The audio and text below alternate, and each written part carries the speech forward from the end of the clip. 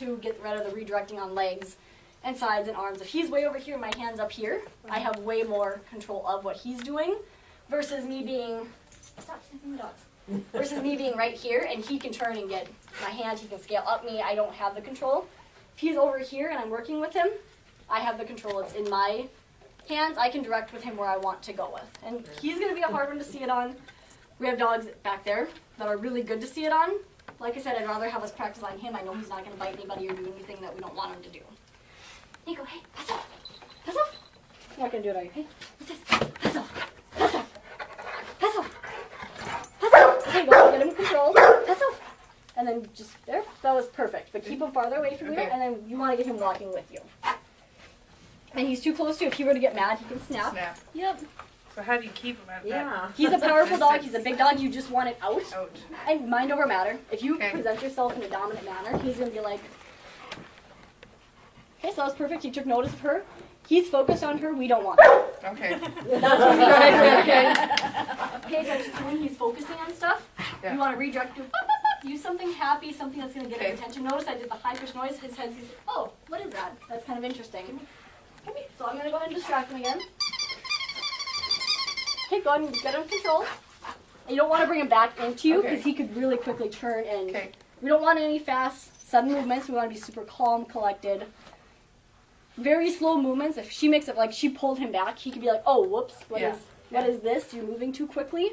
When we're working with a dog, we don't know. We want to be super calm, super controlled. We don't want to show any frustration with the dog. I mean, you could be sitting with the dog, fighting with the dog, jumping at you for an hour. We have to keep our endurance up. Calm, calm, calm. If we start getting frustrated, they can feed into that super quickly. And that's where we're going to start getting the bite, the fear, all of that. Perfect. And then walk him out that way. Nico, Nico. And right there, I wouldn't use his name. No. Because most of the dogs here, you give them their name, right? They have no idea what that is. I mean, he does. I've had him since he was 9 weeks old. He knows what his name is, so he turned. If you've got Rasta, you could be Rasta. It's like, I have no idea what that is. Are they talking to me? Because I have no idea. Same with when a dog first comes in, we don't want to use any commands. It's really hard because when we're fighting with them, sit, sit, sit. If he's standing and I'm like, sit, sit, sit, I'm conditioning him to sit means act like an idiot, act like spastic, act bounce around. He doesn't know what sit is. He has no idea what his name is, any of that kind of stuff. So when she's like, Nico, if he was a shelter dog that just got that name, he's going to be like, I don't know what you're talking about. Are you talking to me? What are you talking to? It's better to use like a... For the guys, it's a lot harder. Because guys don't like that. Girls, it's a lot easier. We have higher pitched voices. And we're going to go and try it again. What's this? Okay, get him distracted off of that. Come here. And I wouldn't use come here still as a command. I know it's really hard. We're going to have to condition... Okay, so high pitch, this is super high, and if it's really hard for you, get a squeaky toy. I wouldn't use an actual toy, I'd get just a squeaker. You can buy them at like Walmart, Petco, just the squeaker part, not with any of the toys. Keep it like behind you. You don't want them to focus on this, because that can become a possession game. They can be like, that's mine, I want it. If they don't know where the sound's coming from, they're going to be like, oh, what is that? It's no different than the pop, pop, pop, or any of that kind of stuff. So go ahead and try and get them out one more time. And again, no commands. You gotta be louder than this is, because he wants. Perfect. Just walk him out. Be like, let's come here. There you go. That was perfect. Okay, Come on. Watch your head this time. you can use it. He's got a pretty Oh, sorry. Sorry. Okay, so we can go ahead and do the next person. Like I said, it's a lot harder said than done. Especially when you have an 80-pound dog that doesn't want to go with you. You can move the crate if you need. That's okay. That actually gives them a good thing to like narrow through versus him being a little spazzy the entire way. Okay, so go ahead. Get the leash on first.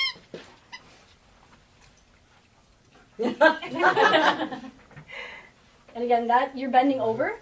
If he didn't want to, he could get your face. If he's like, no, I don't like this, you don't want to bend over them ever. A, it's a dominant position. B, it's super close. So if they jump up, your face is right there. You want to stay super straight backed, shoulders back all the time. Slip it on. Go from there. Okay, so now you're going to want to be able to get control of him. And use your bop, bop, bop. Get his attention. Puppy. And then arms length away. Come here, puppy. Come in and just walk him out. Come on, let's go. Come on. And then another thing, and I'm gonna kind of nitpick here just so we know what we're doing right and wrong. Who went out the door first? The dog never goes out the door first. Hey, come on. That's a dominant status. Dogs have socially, I don't know how to word it right, socially higher end places. This door is super important to him. If he goes through first, oh, I'm dominant, I can pull you through any door I want to. You want to make sure you go through first, and you're going to do a lot of walking back and to the side. We don't want to be walking backwards like this. Back to the side, super calm. That's the biggest thing to stress, is stay super calm, super collected. I know it's stressful because now you're doing it in front of all your peers, but the calmer we are, the calmer they're like, okay, whatever, this is okay. You had a question? My dog is kind of weird. Like the front door, he'll stop and wait for me to go in first. But like the back door, like he'll shoot right Does up. the back and door go run to a right backyard? in. Huh? Does the back door go to a backyard? Yeah, it goes to a backyard. Is it Like, fenced? he'll shoot right. No, it's not fenced. Not fenced, But is he doesn't, you know. So he gets to go back there to play and everything? Yeah, he gets to go back. Okay, so socially significant, the backyard's his. There's no respect. He's like, I don't have to respect you to go out this door, this is mine. That's where you want to be like, no, this is mine, this is mine. He goes through no door first. I live in an apartment, I make him wait at the bottom of the stairs. I go up 5 of them, then be like, okay, come here. And then he has to walk shoulder to shoulder with me the entire time up, so he never gets to go out first. Because when I start letting him go out first, we start the pulling, we start the aggravated, the I'm going to pull you, this. We want to keep them under control. Okay. Okay, so we're going to try that one more time. Come on, puppy. Come on. Okay, and not him first. You want to be able to bring him so you're, basically you're going to walk this way, arm out, and just kind of pull him back. Be like, let's go. Good dog. And then we'd be able to let him go into the area. Okay, so we'll try it one more time.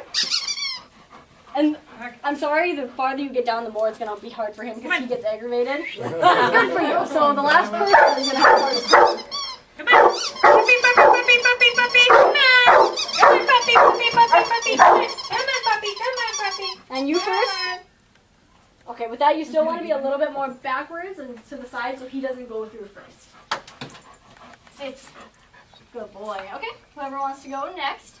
Okay, We got kind of our line. Kylie. Oh, Brittany's next. She was sitting ahead of me. You say no? I don't know what's going on. For whatever reason. Okay. See, it's. Come back here. This is my dad, by the way, he's a helper. Okay? Or distractor. And you have this ball. Okay. Ready? So we can get his attention. He's aggravated now. Puppy. Give him this ball. Puppy. And this, I wouldn't say anything. I would be non-existent for a minute. Okay. Should I walk up to him and put the leash on? Yeah.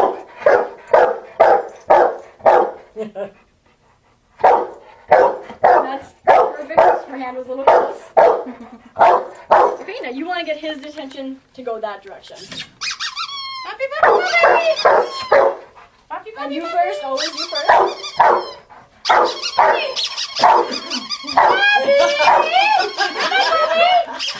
There you go, perfect. That ending one was nice.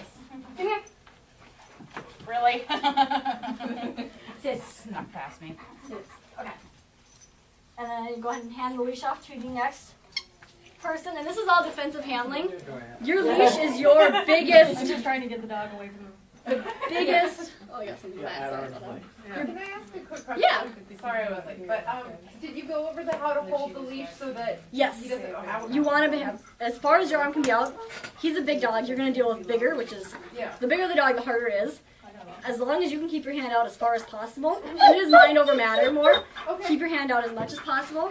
Also, you want to keep it on this side. So like the opposite side. The opposite side that I'm on. Because if I have it over here, and I'm holding him into me, and he redirects, I have no way of getting him Okay. directed off of me. Where if I have him, here, focus. If I have him on this side and he redirects, I can push out far. Okay, so go ahead. What do you think about whistles as the loud noise? Whatever you can do to get their attention. Okay. As long as it's, we don't want to use names. And we want to stay away from any kind of command.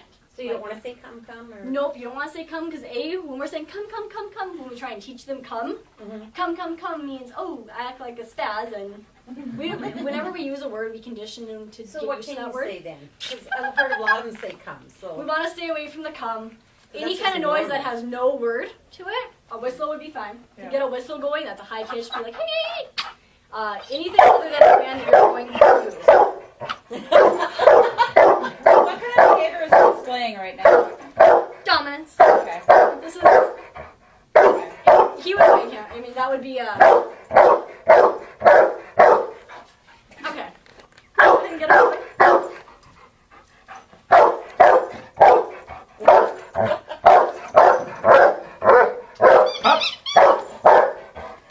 Up. Up. And a little louder. Hi, hi, Up. Up. Up. Up. hi. Okay, so notice he's pulling him back. If Nico got mad and wanted to redirect, Yep. he's going to hit him in a heartbeat. One stop this, and losing a noise. There he goes. And now you're going to deal that redirecting. Like I said, he's a big dog. He knows how to use his power, so he's a good one to practice on. But I wouldn't put you guys in danger. He's not going to actually bite anybody.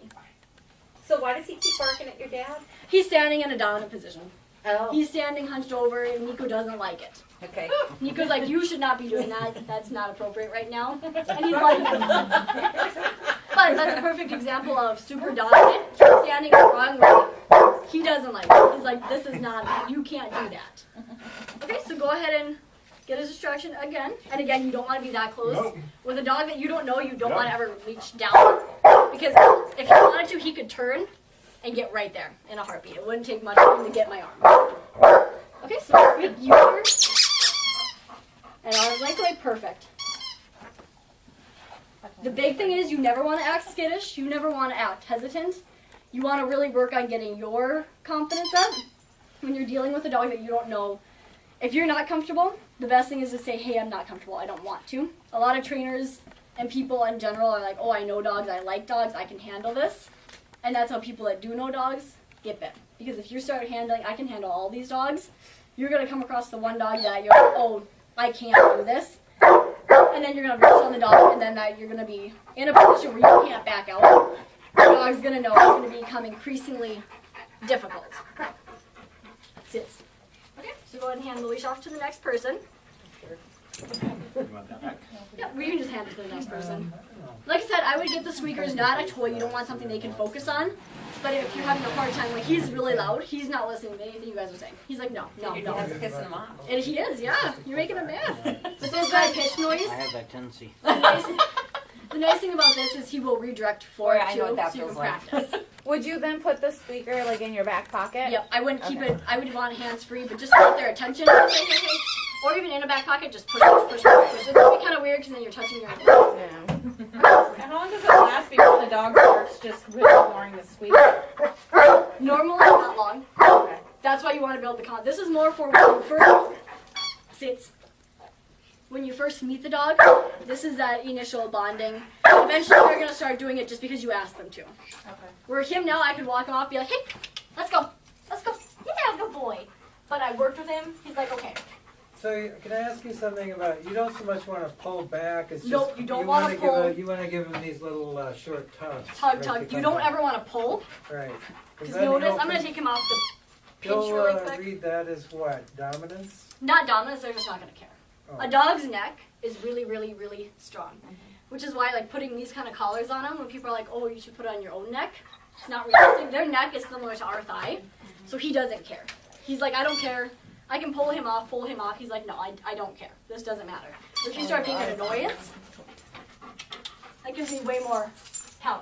So is that a better way to leash train them? Yep. So Automatically. not, Don't like, ever pull Don't like backwards. strangle them down the hallway. Nope, you don't ever want to. The only time. Oh shoot! The only time you ever want to use your own force against them is like the barrier frustration. If you're dealing with a barrier frustration, I know I do is like heyday. You do want to do a loop tight on you and just bring them straight back, just to get them past the dog. Again, you want to read each dog as an individual. If they have a tendency to redirect, doing that unless you're doing it absolutely the right way, they can redirect on you. And I'm gonna make him take his toys away. I know. Okay, do you want to stand up again? I gotta get him back somehow. Okay, so I'm gonna give you the toy. Use it to your advantage.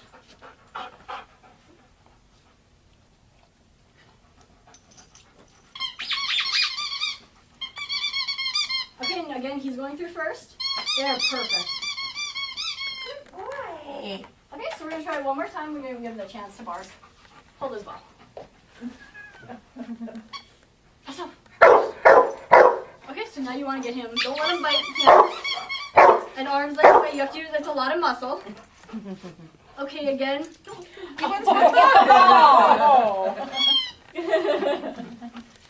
Do not give him the toy. Good boy. I say, if you're getting a helper, this is not the kind of helper. Okay, so right there, if you were working with another person, he would have bit the person. He would have bit. Yep, like if he was a rescue dog and you're trying to keep him away from a person, you let him get way too close, and he would have bit the person. Okay. You want to do it for your own safety, but you also have to be mindful of, if you're working with a partner, of their safety as well. Because you have way more control than he does. He's got no control. Okay, so go ahead and bring him back. And arm, you don't want to bend your arm up. I know it's hard. You're going to have to build up So your I muscle. just want to go. You want to be as straight out as possible, or bend just a little bit, but you don't want to be up. Is that a safety? Yep. Like That's this. the same. Yeah, arm out more. There you go. The farther you can get your Yeah, arm but out, then he gets to have control. My arm's not that strong. and that's where you have to kind of work on it, and that's where you would use the jab, tug, tug, tug, tap, tap, tap, back, back, back, kind of thing. Time to hit the gym. Could you use like your knee to help you then? Or Like, if you know, when He really me is and Leslie had Damien out, Yeah. he gave me a really, really hard time. He didn't want to go with me. I braced up against a wall and just held him out like this. Right. And then just weighed him out. So you really have to have. I mean, because my arm You have to definitely really was not work. strong enough. And that's where, like, if you feel you're not strong enough, ask someone to be with you or to do it for you. Because if they get to win, they're going to realize, oh, hey, I won. And the more they win on you, the more they're like, I can do this, I can do this, I can do this. And Damien, I think we sat out there for like 20 minutes, and he literally did all of the jumping, the pulling, and I wasn't strong enough, so we just literally went like this, and I braced and held him there. I gave him an advantage because he could bounce off the wall, but I could keep my balance and not be tugged around either. But you could see it in his head Yeah, that he he was knew- confused. And they'll work with you. Honestly, most of these dogs are not going to be, he's a jerk. In all honesty, he's a very jerky dog. He's not going to help you in any way. Most of these dogs are going to work with you and be like, what do you want? Damien really tried to figure out what I wanted. He just didn't understand. Once he clicked, he's like, okay, I get this. He actually sat at the door and just waited for me to go out first. Keep his ball. Okay, go ahead and tease him, get his attention. Here's the toy. Okay, go ahead and go up. And again, really quick, that was too fast and too aggressive. You sit. That was too fast? Yep, when you walked up, you went up quickly. Had he not been so focused on not noticed you, he would have been a moving target. You want to be super slow. Big thing is to turn to your side. It's kind of hard. You have to use like a weird over-the-shoulder look. Turn to the side so you can slip it over them. You don't ever want to go up and over. You don't want to do quick is not better. Okay, so go ahead and leash him. And you try not to let him. And then arm up. And then try and walk away. Then you first. Perfect. We'll do the leashing one more time just so you have a chance to be a little bit, like I said, slow, go up to the side. The side is the really big thing. That's a huge thing for dogs to read, that you do no harm. If you go up like this, like, go ahead and lean over him. He's not going to do it now. But Yeah. he wants the ball. But if you go over and he actually gets harm, that right there is, he can go for the face. Okay, we're good. So go ahead and leash him and to the side.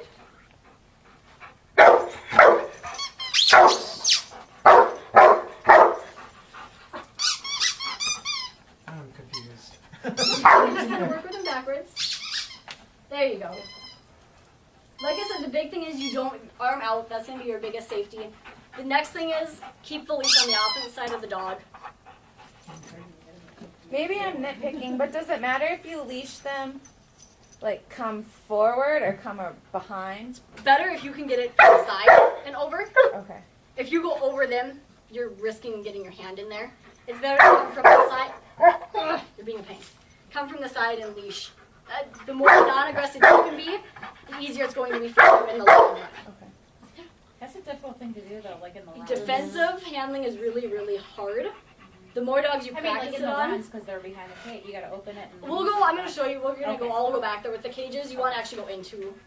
You're going to go. It's going to be a slow process at first, but I'll show you how to go in and then from the side. It's actually a lot easier in the runs than when they're Because they want out. They're going to work with you more in the runs. Yeah. He wants the toy. He doesn't want to be leashed. He has no idea what you guys are doing. He doesn't care. He wants whatever he has is what he wants right now. Okay, whoever is next. And like I said, if you want to opt out, let me know. You're not Maybe forced I'll to. opt out because I'm not that strong Okay, anymore. like I said, you don't have to. Just remember when you're working with shelter dogs, it's okay to opt out. That's the biggest thing, that it's okay to have somebody else do it too. The big thing is, the more non-aggressive, nonchalant you can be, when we were taking out the rescue dog, I didn't want them to notice me. I didn't want them to notice I'm a new person and they can see me. And we'll go ahead and start from the back. I'm going to tease him. Get his attention. Go ahead and get his attention.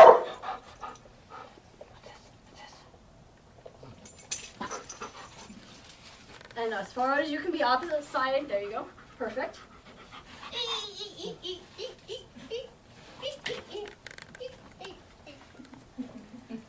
He was like instantly. More chirpy noises. Right? Fair. I didn't have the speaker. That's okay. That was perfect. Okay, and like I said, it's going to be easier. We're going to demonstrate on rescue dogs too. I just wanted you guys to actually know him. You do it for the first time. You don't have to do it twice. No, you did well. That was good. You get the long arms. That it is. That's Like I fine. have to get 2 hours. Okay, so go ahead and start from the doorways.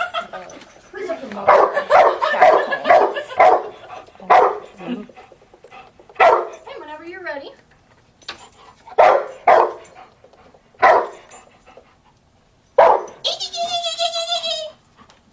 No, the other volunteers are having death Notice crazy now. the first person that had to go, Yeah. that noise, he didn't care. You can come back in. Didn't care. As it went on, it was consistent. Every single time, let's go. We're done. By the last person, he's like, okay, fine. I realize what you want. You want me to walk this direction. Don't go out there. I want you to go this direction, which is another thing. As long as everybody's on the same page doing it the same way with the dogs, they're going to respond 20 times faster than if one person is pulling like this backwards and the other person is like, hey, and the other person's doing this. He has no idea. He has no idea what we want him to do. Sits. Does anybody have any questions on that part of the defensive handling, the leash part? Okay. Another, just a comment to touch on with the defensive handling, the person that is back here has the most control. If you have the control of the leash, make sure you're watching out for partner safety too. I don't want him to get that close to him because that's the bite. We want to keep control and keep him working with us instead of against us. Any other questions on that part? He can still turn around and go and get you, right? I mean, If you do it the right way, it's never foolproof. Okay. It's never foolproof. The more you practice it and the better you get, it goes down tremendously. It's more your body language.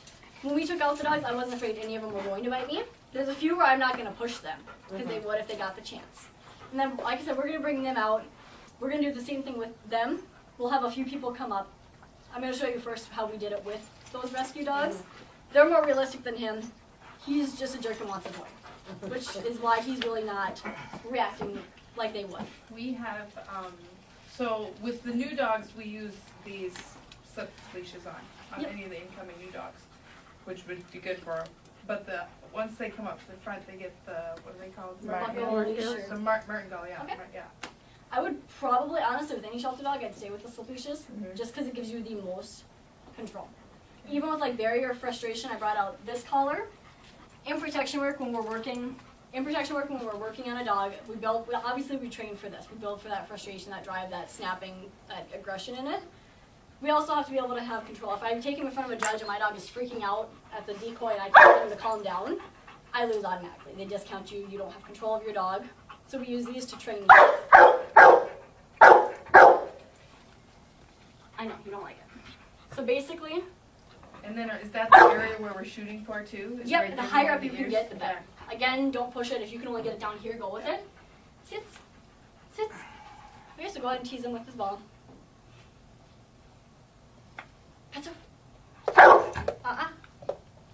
Oh, wow. What a difference. Uh-uh. Go my kid.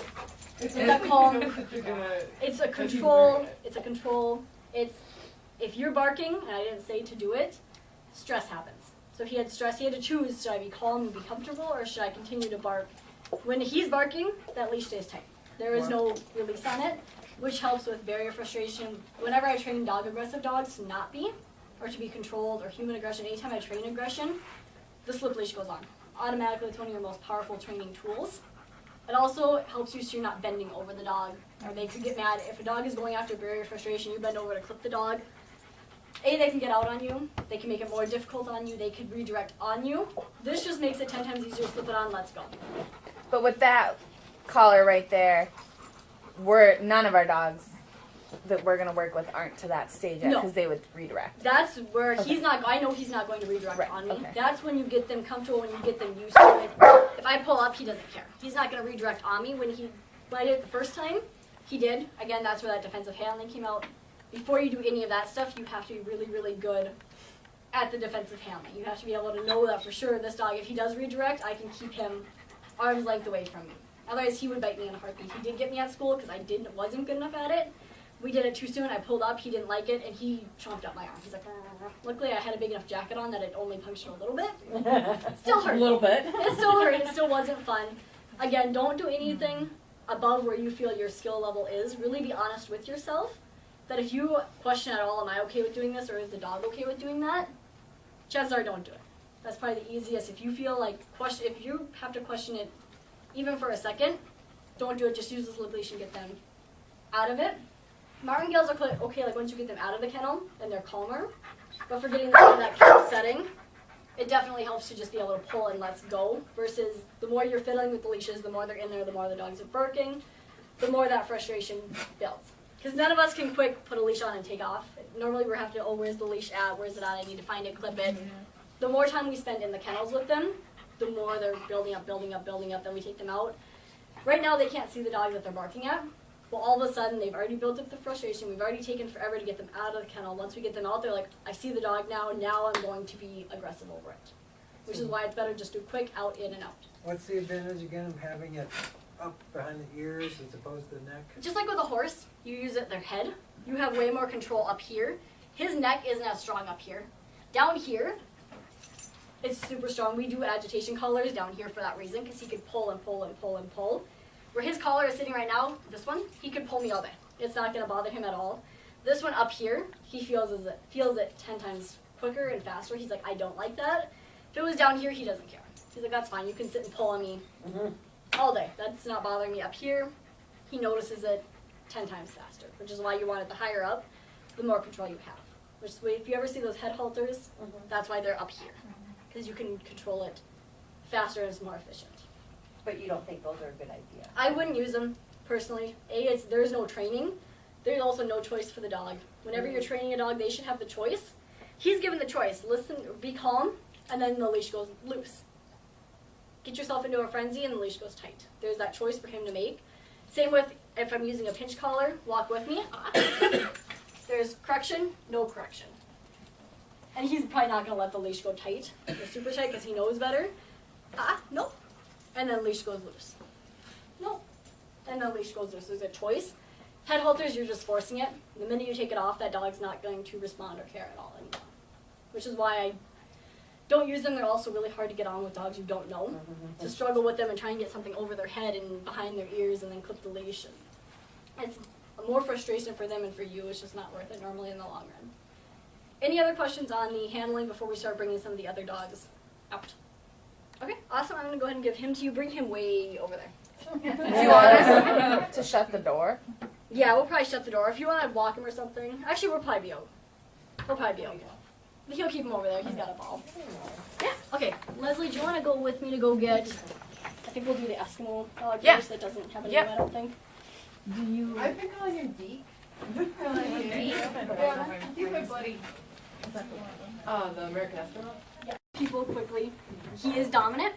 When I bent down or kneeled down to assess what he would do, he did the whole over the shoulders, head. This would be a dog you don't want to push. The chance of him actually biting you is not high.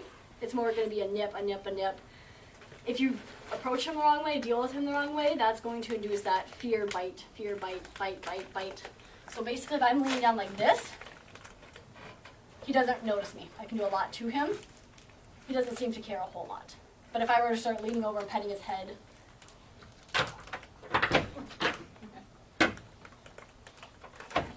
start petting his head, start doing almost like an assessment, petting him, kind of feeling him out like I would my own dog, he's probably going to be like, no, I don't know you well enough.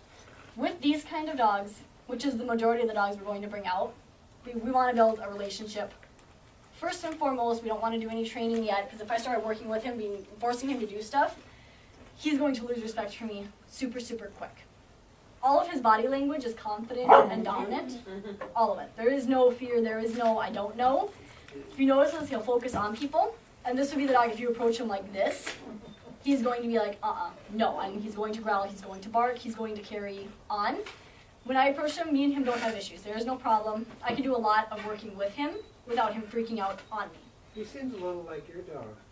Little bit, yep, that confident He's status. just very, And notice you're talking, he zones in. yeah. I wouldn't put this dog with kids. He's too noticeable. Anytime any one of you guys moves or makes a noise, he zones and focuses. And that tail wagging, that's not happy, that's what are you going to do next? Again, sitting, this isn't well behaved. This is who's going to challenge what I'm going to do, and what are you going to do when I do it. See, how would you know that though? Because I think, oh, he's kind of. It's a lot of practice and a lot of studying, but this right here is not, I want a hug. Even he could walk up and wag his tail at you and be like, hey, what's up? Like, hey. And that's where we don't want to do it. Because again, if I went to hug this dog, he'd be like, what are you doing? You have no right to do that to me. Yes. He seems to be shaking a bit about his nervousness then? It's not nerves, it's I'm trying to judge what's happening. Okay. He's not a nervous dog at all. Okay, so he's just like, Yep, I mean, we brought him in here from a kennel with a room full of people, and he watches every single person. He's like, what are you going to do next? A lot of the time we wonder about like abuse and everything. This dog I don't see as abused. This dog is just a naturally confident, I'm going to do what I want to do. And if I were to start forcing him sit, he's going to be like, what are you doing? And that is going to be a bite. Same with like if I were going to try and like clean his ears or look at his teeth. If I were going to do anything that was in his space, he's going to look at me like, who gives you the right to do that to me? Even petting him right now, he's not caring a whole lot. But again, I'm not caring on him either. I'm not encroaching in his space. He's way more concerned about what each one of you are doing, because he's like, why are you staring at me? Why are you looking at me? What are you doing? And I think I should probably care. I have no meaning to him right now at all. And right there, that sniffing, I don't want him sniffing me. I'm not going to do it to you, so don't do it to me. I'm not sniffing you, don't sniff me. We're not going to play that game. Also, I'm guessing a lot of you were taught the whole stick your hand out in front of the dog. Number one, you don't want to ever do. You don't want to ever walk up to a dog like this. You don't want to ever present a body piece to them. That's aggressive. I don't know why. I don't know who in their right mind thought to make up that idea. The dogs think we're being aggressive? Yep, because we're leaning over like this. We're like, oh, we're presenting, you can smell me. He smelled me before I walked into the kennel. He smells each and every one of you. He does not need your hand stuck in his face to smell. They have incredible smelling. He doesn't need that. What about last week though, when we worked with your dog and when we came up to make friends, we were turned sideways and we did that? That's the turn sideways. That's a different thing. Totally different. Already then. Again, we're going to have a few people just approach this one because he's a really good learning dog on. You're not going to get bit or anything like that. We're going to keep control. If a few of you want to approach how we did Nico, first approach just normal like a person, and then we're going to do this to the side thing. Yes. So he just yawned. Is he confused now? It's stress. Kind of confusion. It's a stress. It's stress. Okay. When we had him out in the run, he snapped his jaws. He yawned and snap, snap, snap. That's not stress. That's what are you going to do? I'm going to show you my teeth, and we're going to kind of play. Dogs show their teeth not just by snapping, but by yawning and kind of licking and being like, hey, snapped. pay attention. Yep, right there. That is all.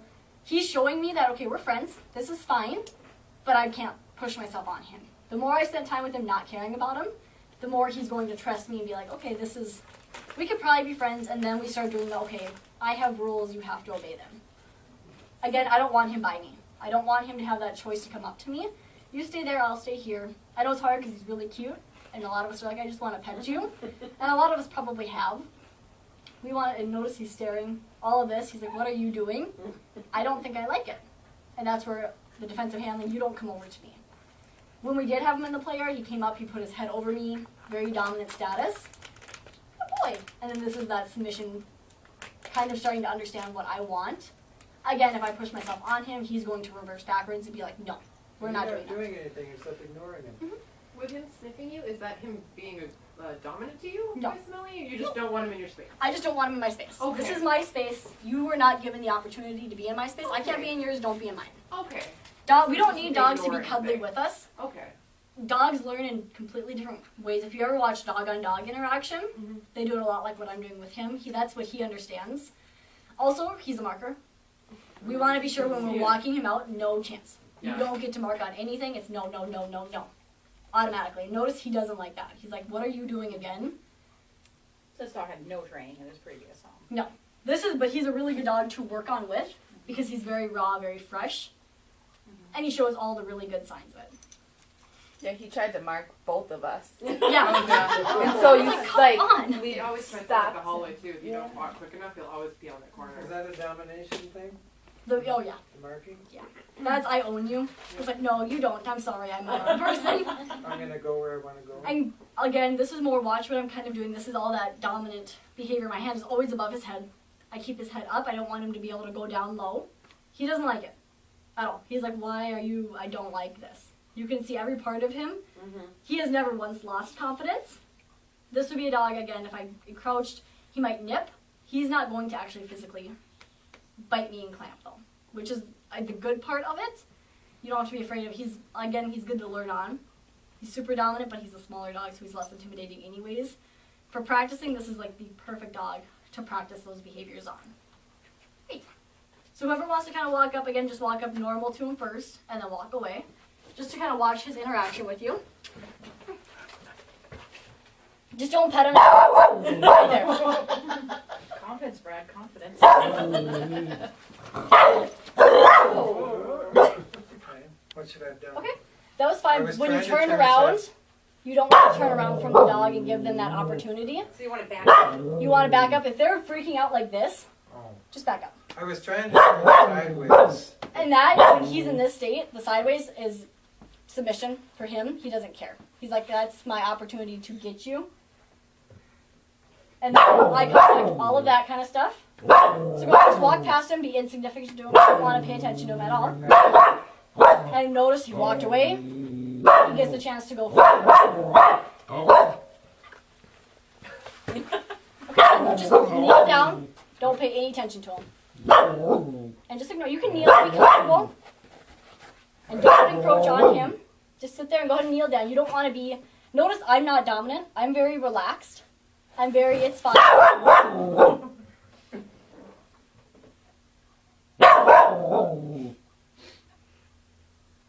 And right here, notice how he backed himself into a corner. I'm sorry, what is your first name? Brad. I'm horrible with names, just by the way. With his, if you were to start walking up to him, even to get a leash on, he's going to continue that rar, rar, rar, rar, rar attitude. He's the one dog I haven't been able to walk back there. Because he's been like this. And just, like I said, don't, and the whole hunched over still. Totally relaxed, straighten out your back. Still, even when we're presenting ourselves to them, we want to be super relaxed, super, again, it's a confidence thing on my own part. Dealing with him, he didn't bark and growl at me, but I don't want to be over like this to him, because that's a dominant thing to him. No, now he doesn't care. It's not as much of a fear thing. And then this would be where I would, with Brad, if I were Brad, again, I would have two people. You want to have two people with some of these dogs for safety reasons. With Brad, just sit, go in a room, a quiet room, and just sit. And don't pay attention to him. Don't. The first time we took him out, I didn't touch him. I'm like, I don't need to touch you. You don't need to touch me. That's it. Sometimes does it matter if you're, if it's a male? Sometimes it does. He's a male too. It is a dominant status. Any trainer, like professional trainer you meet, normally the dog they have is the opposite sex. All the time, always. Males normally work females. Females normally work males. It's a respect thing. I don't know why. I very seldom meet a trainer that chooses a dog of the same sex as them. just for they don't click as well. So it is that. At the But same does time, does it matter if I'm, so it seems like a lot of dogs out here, it's more they're wary of males. males are A, they're taller normally. B, they have broader shoulders. They look more dominant. Okay. Brad, compared to me, he looks 10 times more dominant and threatening than I do. And that's the Automatically. reaction I'm getting. Right. Yep, and that's what it is. That's why you want to hold yourself confident. I've dealt with some really, really aggressive dogs. Luckily, I haven't been bit yet, knock on wood. It's probably going to happen at some point because I'm going to meet that one dog. But I'm always super confident, calm. Even when they're snapping at me, it's like, I don't care. That's fine. You can snap at me. When I've worked with dogs that, when you test them out, they'll come up. Normally, they come up and they just touch you. They don't ever go beyond that. Sometimes you'll have a dog that does. Roster we're going to bring out, he would be the dog that would go above that. This dog probably isn't going to. He wants space. He doesn't want you by him. He wants space. He's confident enough to do it. Some dogs are going to cower and be like, no, I don't care. No, I don't care. So Leave when me he alone. jumped up on him, was that because he thought he was prey? He was leaving. Nope, it was, yeah, you better leave. You better Okay. run and leave. Which is why you don't ever want to turn. So he acted real brave all of a sudden, like. Yep. You His won. back was turned, so yes, I chased you out. Yeah. You better run and leave. Which again, we showed with Nico, the minute you turned your back, game on. We don't want to turn our back with them. And just ignore them. Don't, okay, you're kind of stressed. You took a deep breath. You want to be super, super relaxed and confident. Now, because I'm the handler on him, I do not want to pull him back. The minute I pull him back, I provide stress, he's going to lunge forward. So he went up and sniffed Brad on his own accord. As long as Brad doesn't move, he's going to be fine. What would you have done if you would have tried to mark? If you would have marked, Yeah, okay. that's where you do pull back, but that's not, you're going to be able to tell. Okay. He went up and sniffed. He he knows leaned that in. you're pulling back because Yeah, You he did, knows yeah. that he did something wrong. Then again, when I met him, we started off on the right track.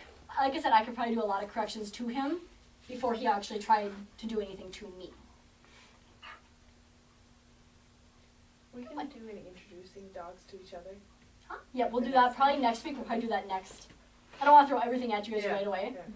Okay, notice now he's relying on me a little bit more. This isn't dominant. This is, okay, maybe we can be friends, but we're going to defeat all these other people together. We're not gonna do that. You don't get to rely on me to beat up all the other people. He has no interest in me, right? He just doesn't want to check me out, right? He doesn't want anything to do with you. You don't want anything to do with him. And that's the best way to So go about. Is he relaxed with me then? Nope, he's not relaxed. He's Oh. weary, Okay. but he doesn't feel threatened. He He doesn't doesn't feel like feel I need to threatened. bark and bark and bark at you. Unless So he marked his even- territory, so. Yeah. Yeah. There's a line. Don't cross it. Yeah, kind of stinks, buddy. Yeah. Okay, so you can go ahead and sit down, and then we'll bring out another person. Try and stay away from that. Hopefully, we can get like spray or something. I can do it. Okay. So I just walk up. No, I'll get this. Oh, perfect. Whoever wants to meet him Are we next. just going like normal people? Yep, walk up Or- normal, Okay. just to kind of show the difference of it. I was just wondering which way. Let's go out. But notice there is not a whole lot of fear. This is a super confident behavior. This is not a fear. This is not friendly. Okay. Go ahead and spray that really quick. So how would you, and maybe this, I'm asking this too soon, but how do you suggest that they do an exam on him, check his teeth, check I wouldn't to do see it if yet. I would Okay. let 2 or 3 people work with him. he's- Okay. Like I said, he would probably let, at this point, just how we started out, he would probably let me do a lot with him. But it would have to be someone that started out fresh with him. There is no, I'm not stressing you out, you're not stressing me out, we're fine. We can be friends. This is not a big deal. Which is why he's relying on me now more. He's like, okay, I don't know what any of these people are doing, but I understand where me and him stand. So he's like, that's fine. Okay. And again, I can pull him around. He's not even noticing that I'm here. I can pet him. He's like, whatever, that's fine. Again, I don't want him too close to me, even if I am petting him. Never want to let your guard down No. completely. Nope, he's being friendly towards me. You still don't get, I get to pet you now. You don't get to come up to me. And right now he hears the dog whining, but. What's the purpose of your petting now? Dominance. I can pet you. I can do that to you. So it's not about friendliness. No. You're petting him because Nope. A lot of the time, I don't even act friendly towards them. I adore dogs, but I do it from a training standpoint. So this is showing him that I'm allowed to do it. I'm allowed to do this. Yep, I'm allowed to do this to you. You have to be okay. Again, he has to understand what I'm doing first. If I were to walk into his kennel and be like, hi, puppy, puppy, puppy, and make a bunch of noise, he's going to be like, who are you? Again, who are you to do this? He still would nip me at this point. When I do lean over him, notice how he goes up. He doesn't quite follow through, but he would nip me at this point still. Is it okay to make, I mean, not like, hey, no, but like, is it okay to talk to him alone and be like, hey? Yeah, okay. When we had him out there, I talked to him. Okay, Depending, so I I'm let so it. used to, like, At first, I was totally quiet. Okay. Totally quiet at first. I want to assess what you're gonna do. Okay. I'm gonna see how you're gonna behave first. All right. That's gonna adjust my tone. Am I gonna be like, hey, knock it off? Or hey, it's okay, you're okay. Okay. I mean, I know don't we remember wanna what he run was. into I think we just kind of went into it because he's a dominant dog, Mhm. but he's not super dominant aggressive right now, Yeah. which is a nice thing.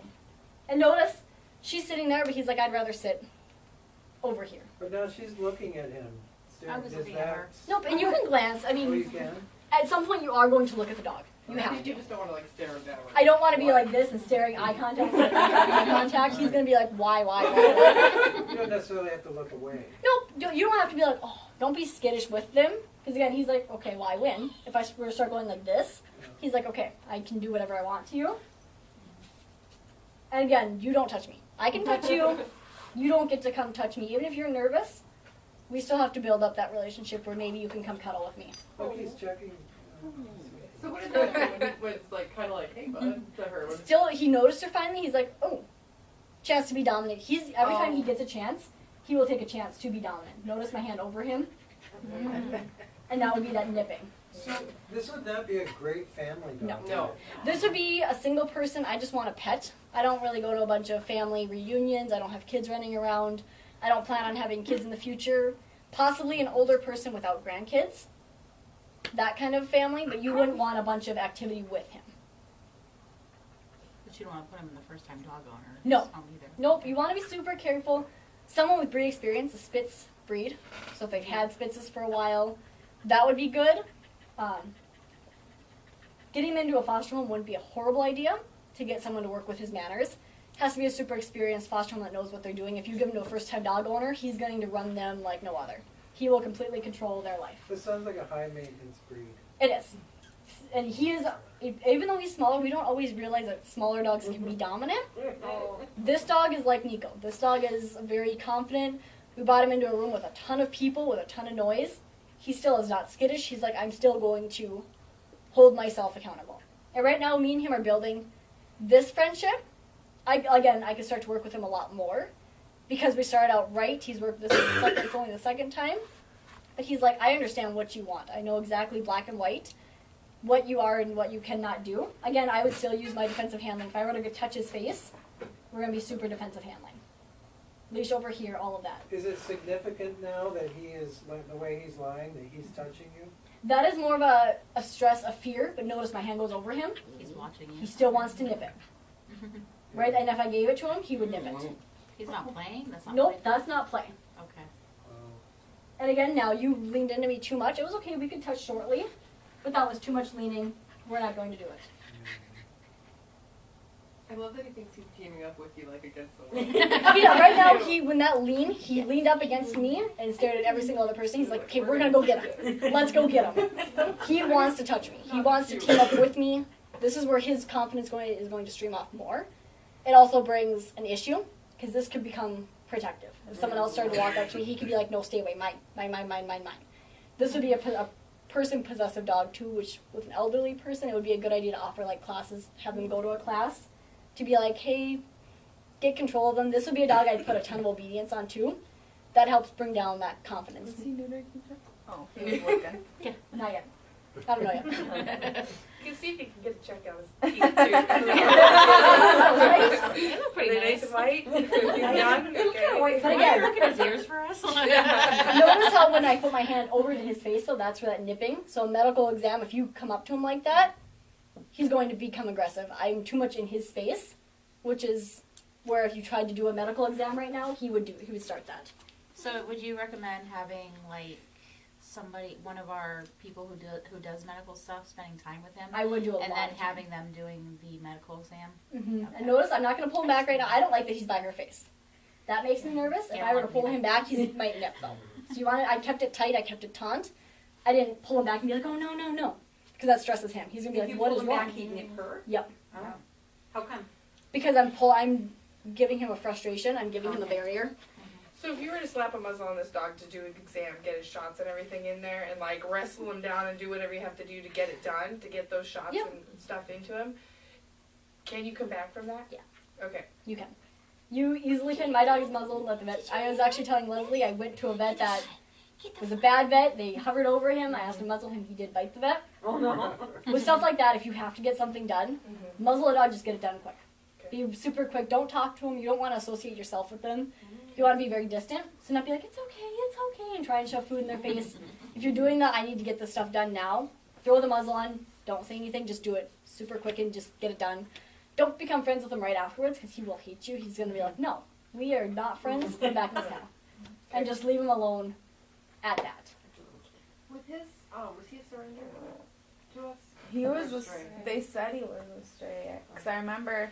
Because I thought that they said stuff about him not being good with men as well. Oh yeah, that's right. Yeah. Yeah. Yeah. So his kennel card said men, kids, and Women. women. Yeah, I think somebody else wrote women on there. That's all of them. I remember Barb telling me that they said he was a stray, or no, Don. And when they walked out, they were started laughing laughing. like it was their dog. Yeah.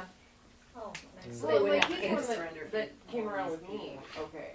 And so I was like, it says he's not good with women, but I'm a lady. But then I was like, maybe I just look so mannish. He's like, I don't know, tall and short hair. Must be a dude. I didn't know. I would One say more- it's probably the height. Yeah. It's a dominant thing. People that look more dominant, which with me, I'm shorter and I'm a smaller build, so I have an advantage. I don't look dominant. But he was good with me, and same with like Rasta was fine with me. Yeah. There's a few that. It's a confidence thing. A lot of Yeah. people think, oh, dogs just naturally like me. Mm-hmm. It's an energy thing. It's a confidence thing. I've never had a problem personally with most dogs. There's a few where I'm like, okay, we're going to stay super far away from each other, and we're not going to be friends right now. Mm-hmm. But it's a confidence, it's a build, I'm not afraid of you. If you start becoming hesitant of them and afraid of them, that's when they're like, oh yeah. It's a personality build kind of thing. And Carly has that too. She just ignores a dog's behavior. Yep, and if you just ignore it, be like, no, let's just go. We're done. I don't care. You can bark and growl at me and we're still going outside whether you like it or not. Again, you don't want to push a dog. You want to judge each dog fully first.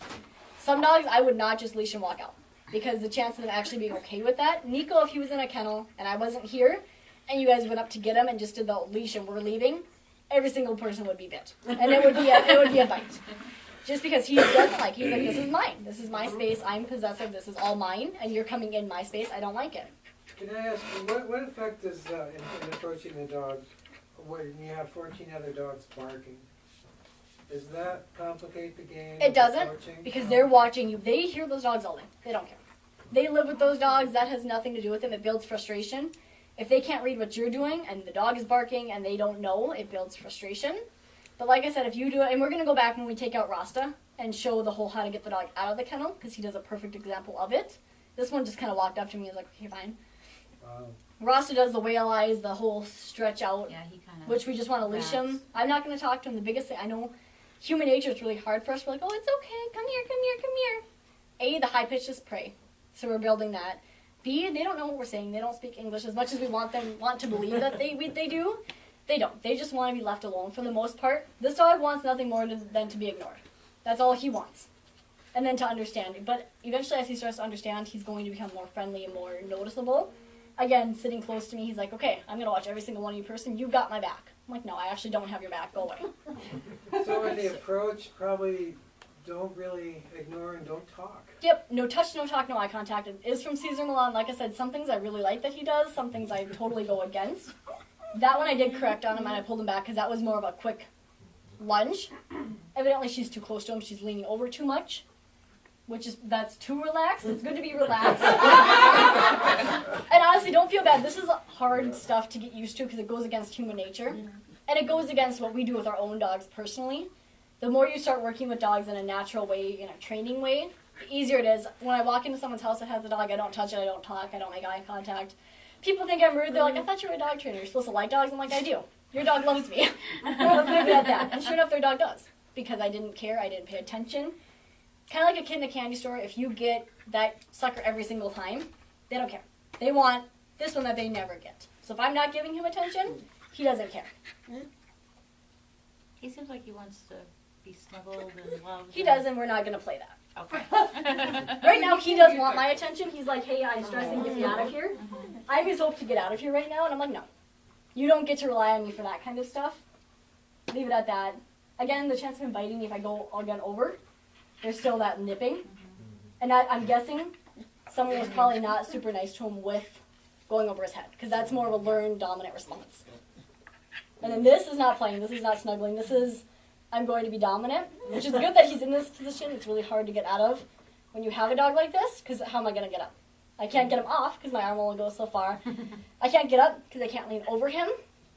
Takes a little bit of agility. I'm going to lean one forward up. Again, hand always over his head. Move him away from me and then slowly get up, but always move him first. And the more uncomfortable you make that leash, which is why you want to use slip leashes, the better off you're going to be. Same with like if you notice when I get up, we could be a loose leash, that's fine. I get up, hand goes tight. Because I'm leaning forward, I'm being dominant. I don't know if he's going to read it wrong or not. He could. I'd rather be safe than sorry though. Any questions on his behavior or how he reacts? Another thing with him, it is pure breed. Spitzes are snappy, automatically. They are snappy, they are cocky, they're confident.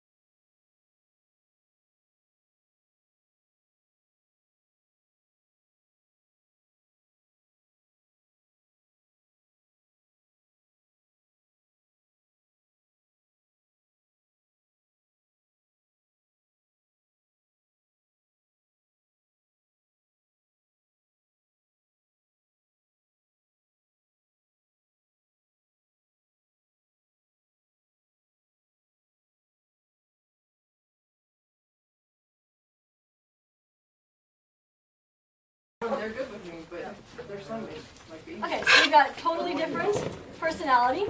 High energy dog. This would be a dog you want to find something for him to do to get that energy out. He's a big dog. He's going to pull. Again, he's not fearful of anything. He's not obnoxiously confident like the other one. This one you can handle a lot more and be a little bit more like, hey, stop. Again, I want to keep control of him. I don't want to give him a chance to. I don't have to be so careful with him. Does that ever, like, the choke, I always feel like I'm... And that's where you have to kind of get over the sympathetic part of it. If he didn't like it, if it bothered him enough, he'd stop. figure it out to stop. Yep. So eventually he's going to, and then it just gets tight again. Like I said, I think we were out at the door for like 15, 20 minutes while he did this. Okay. Before he actually figured out, be calm, relax, you're fine. Okay. The big thing is we don't want him to get away with it. The more we let people get away with it and get away with it and get away with it, the more I let him pull me around. and let him get to, he wants to go say hi to every single person. The more I let him just pull me to things, the more he gets his way, the more he wins. And then loose, he's calm, the leash needs to be loose. Nope.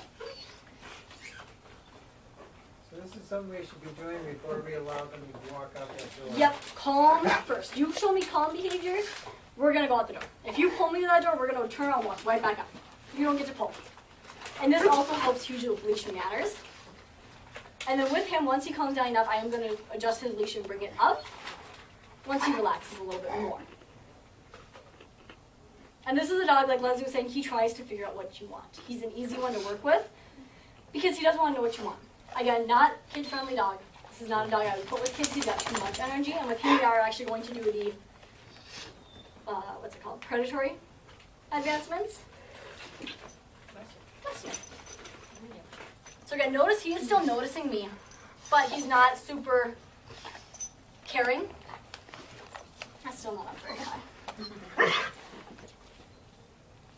And again, I'm just going to wait him out. And this is going to be the dog where it could take you 23, 45, 50, 60 minutes. It could take you a while with him. That's where you have to give it time. This isn't a dog I would take out when I just have 5 minutes to work with. With him, notice how he did the leash grabbing? You can't plan your hold your hand up high because he pulls it down, brings you automatically to his level. He can get you then. With him, it's just more tight. You struggle, you don't get oxygen, you don't get comfort. If you're calm, that leash can go smooth. You're fine. Relax. Why was he pulling your leash like that then? Why did they do He didn't like it. He didn't want it up there. That's more of a dominant stop, I don't like that, stop, I don't like that. Unfortunately, he's smart enough to figure that out. And he does it every single time. If he did it once or twice, it's a fluke. He does it every time I bring the leash up like this, he does it every single time. Which brings him down.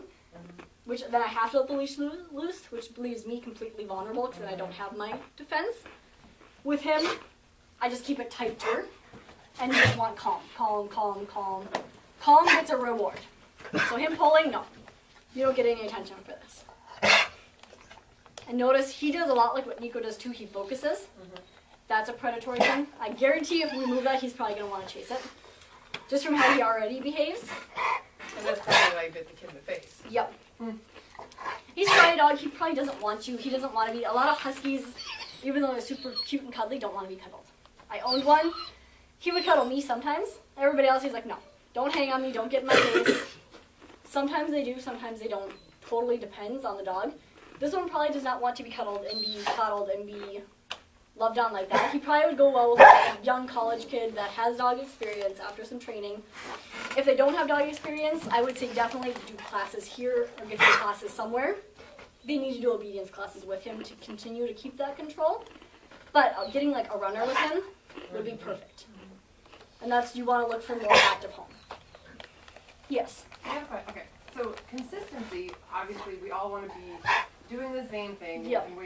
And what's ideal for him is waiting him out so that he's calm, so then we can let him out. But we don't have 60 or 80 minutes in the morning. And that's where, yeah, you want to keep it, I would maybe wait, do him last, until you have the time to do it more. But I mean, like, we legitimately just stop it, like, I would pick, nobody has an hour to just, like, hang out with with that, I would probably pick, come on like, do the morning thing, get him in and out, then start the consistency. Take time. Yep. Okay. And eventually you're gonna have to wait him out shorter and shorter and shorter and shorter. And Like Artie right now, he's calm, he's figuring out, he's like, okay. Okay. Okay. It doesn't take long for them to figure it out. Yeah. Normally that hour and a half, however long that takes, is a 1, 2, maybe 3 times Okay. before they figure. He's a smart dog, he's going to figure it out super quick that doesn't give you any reward. Also with him, that's that pop, pop, pop, no. No. With him, with the other dog, I didn't talk to him, this one I'd be like, stop, knock it off. Because he just wants to understand. He just wants to know what I want to do. He just wants to understand. With him, I can vocalize, be like, stop it, knock it off. So the no command is okay when you can tell that they're like. I would use like no, is- something, but use a firm, deep, knock it off voice. No. Then he's like, okay. Right. Boy. And this, look, this isn't a dominant. This is what do you want? I don't know what you want. What do you want me to do? And I'm probably going to do it. Not where the other dog would look at me like, don't touch me. Don't do that. He wants to connect. He wants to figure out what I want him to do. He just has no idea right now. So how many different personality types are there for dogs? A lot. Okay.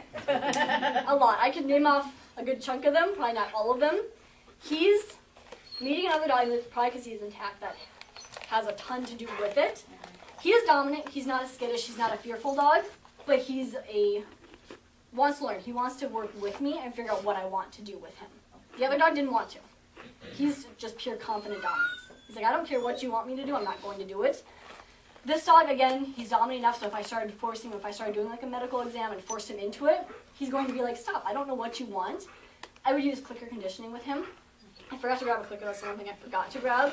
We'll probably go into that a little bit more. But this would be, I'd use clicker with him and start working on him. Hey, I can touch you here, click treat. Hey, I can touch you here, click treat. Again, this dog doesn't care a whole lot anyways. He's too much energy. This would be a dog, take him on the playground, run the heck out of him as long as you can. Would you like a clicker? I have one in my car. Do you? That'd be amazing. Always. He wants your food too. There's a clicker Sorry. in the office, too. Whoever has one, that would be. Let me go see if it's in there. And Yeah, then with him, I was able to do vaccinations on him. I was gonna say he's probably not going to come. He's a very easygoing. Again, if you had someone that was not smart and started leaning over him, grabbing his face, he could get mad. He was probably not gonna do it the first time, probably not the second time, the third time. He could be like, okay, stop. You're being, which I'm guessing happened with the kid. I don't know the exact story with the kid. I'm guessing the parents probably let the kid do whatever they wanted to him. Eventually, he probably just got tired of it. He probably got tired of the kid crawling on him or in his space. He's a super friendly, happy-go-lucky dog. He's not super aggressive. He is dominant. He's not skittish. He's not obnoxiously dominant like the other one. Oh, and then do does anybody know his like food type, kibble? Does he like kibble a lot? Or treats or something that he would like to go with? Weird, I think he's grabbing something. So he's focusing on all of these Cheetos. Cheetos. This is a dog also, whoever, I would love to take this dog and work with him. Super smart, he wants to learn. I would throw as much obedience on him as possible because he wants to. He wants to learn, he wants to figure out what you want him to do. So is the good boy, I mean, if you don't have treats, I guess Still don't works, you always it's want to your do just okay. And this is a learn that barking for food is a learned behavior. I'm guessing they bark, they fed him. He barked, he fed him. This is all a learn. This is not a natural because his tone is no. And again, this isn't an aggression. This is more of a what are we gonna do? What are we gonna do? He just has a really bad way of expressing it, unfortunately. So if I were to give him a treat, how would I give it to him? I would nonchalantly walk up to him, make him calm first. This does not get food, ever. Behavior like this gets no food. Actually, Leslie, do you want to hold him? When working with him, I'll use someone as a back tie. And then she's basically just going to be like a tie-up. She's just going to hold him. She's not going to force him into anything. Oh, perfect. You still want me to do defensive? Yep, always defensive handle, even if you are the back tie. No, you don't have that. Perfect, good boy. And then that's where she would be like, yes, good. That's what I wanted. Pay attention to me. Good boy.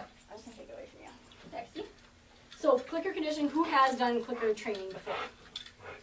It's one of the best things you can do if you can get the dog to do it right. I use corrective and clicker on my dog. Clicker is awesome. They learn super quick. So he's looking at me. Good. And this is just getting used to click means treat. It's a piece of food. So he looks at me, click, treat. Click, treat every time. It's a treat. So looking at you is getting his attention. Yep. Make sure his attention is on you. Yep. At least he takes food really nice. That's a plus. So again, him looking at anything else doesn't get a reward. Good boy.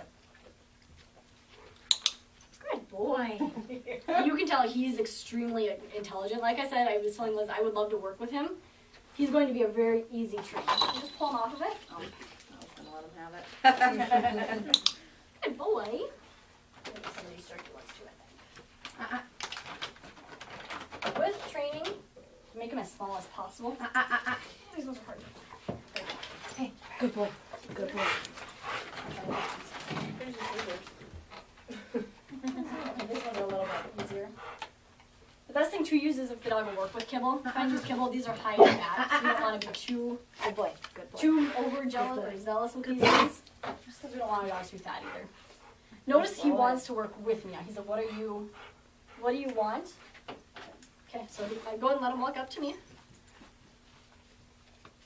And don't go ahead and rude. Just let him kind of go with it. Good boy. for me being the defensive handler, when he's jumping up on you, granted we know he's not vicious, Yep, but with if we him- don't know that, I would, right now, you know what he's doing. He's not being aggressive. You I don't have can to pull let him back. Yep. Okay. But if we didn't know him and he could, like with the other dog, if she pulled him back and he was the other dog, he would lunge and be like, oh no, no, no, because now I'm going to be aggressive towards you. Also with the clicker, with him, I would really, really use clicker conditioning with him. Super smart. You can get him to do a lot of fun things with it. Not only fun things, you can get him not to jump on people. He's learning. He comes and sits, click and treat. I press the magical button and he gets food. So the calmer he is, and you can use this walking. If you're out walking, he looks at you, click, treat. Walking, click, treat, click, treat, click, treat. This just helps you capture the moment. Get more treats. Those are easy to. And like I said, if you have a dog that won't do like kibble, I would get like pepperoni. You can use the cheap like Walmart kind. They're the exact same thing. You just want ones that are easy to break up. Again, that gets nothing. There is no, I'm guessing someone probably taught him to speak at some point. Because that sounds like a, hey, trick, pay attention to me, versus a demanding. Like I said, this is a really fun dog. The more people that we have working with him, he's going to be a really good pet, active pet. I would really stress active pet. He's not a dog that's going to go to a family with 10 kids that just want a dog to hang out with. He's going to go, he wants someone to engage with him. He wants someone that's going to have a ton of time to work with him and engage with him. So he comes up to me, click treat. And you can do it while they're still chomping. That's totally fine.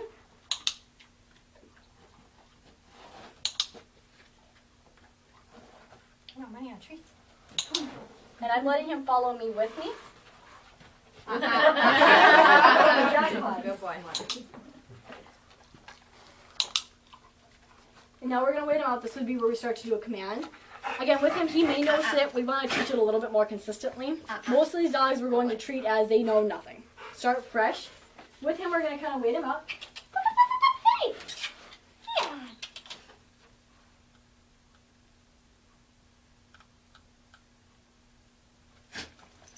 You can let him jump at that point because he's got to figure it out. Okay. But I want him to sit. And if you drop it, it is freebie. We don't correct them for it. I screwed up. I dropped it. He doesn't get penalized for it.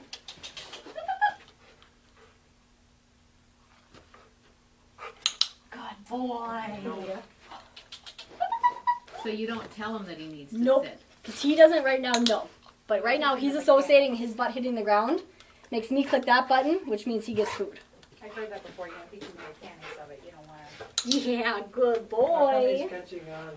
I mean, you moved forward that one time. Yep, I just want to get in his face. And he, again, with a dominant dog, you don't want to do that. Because they're going to take it differently. But he's taking that when As- you move to him. I'm going to say, yep. Hi.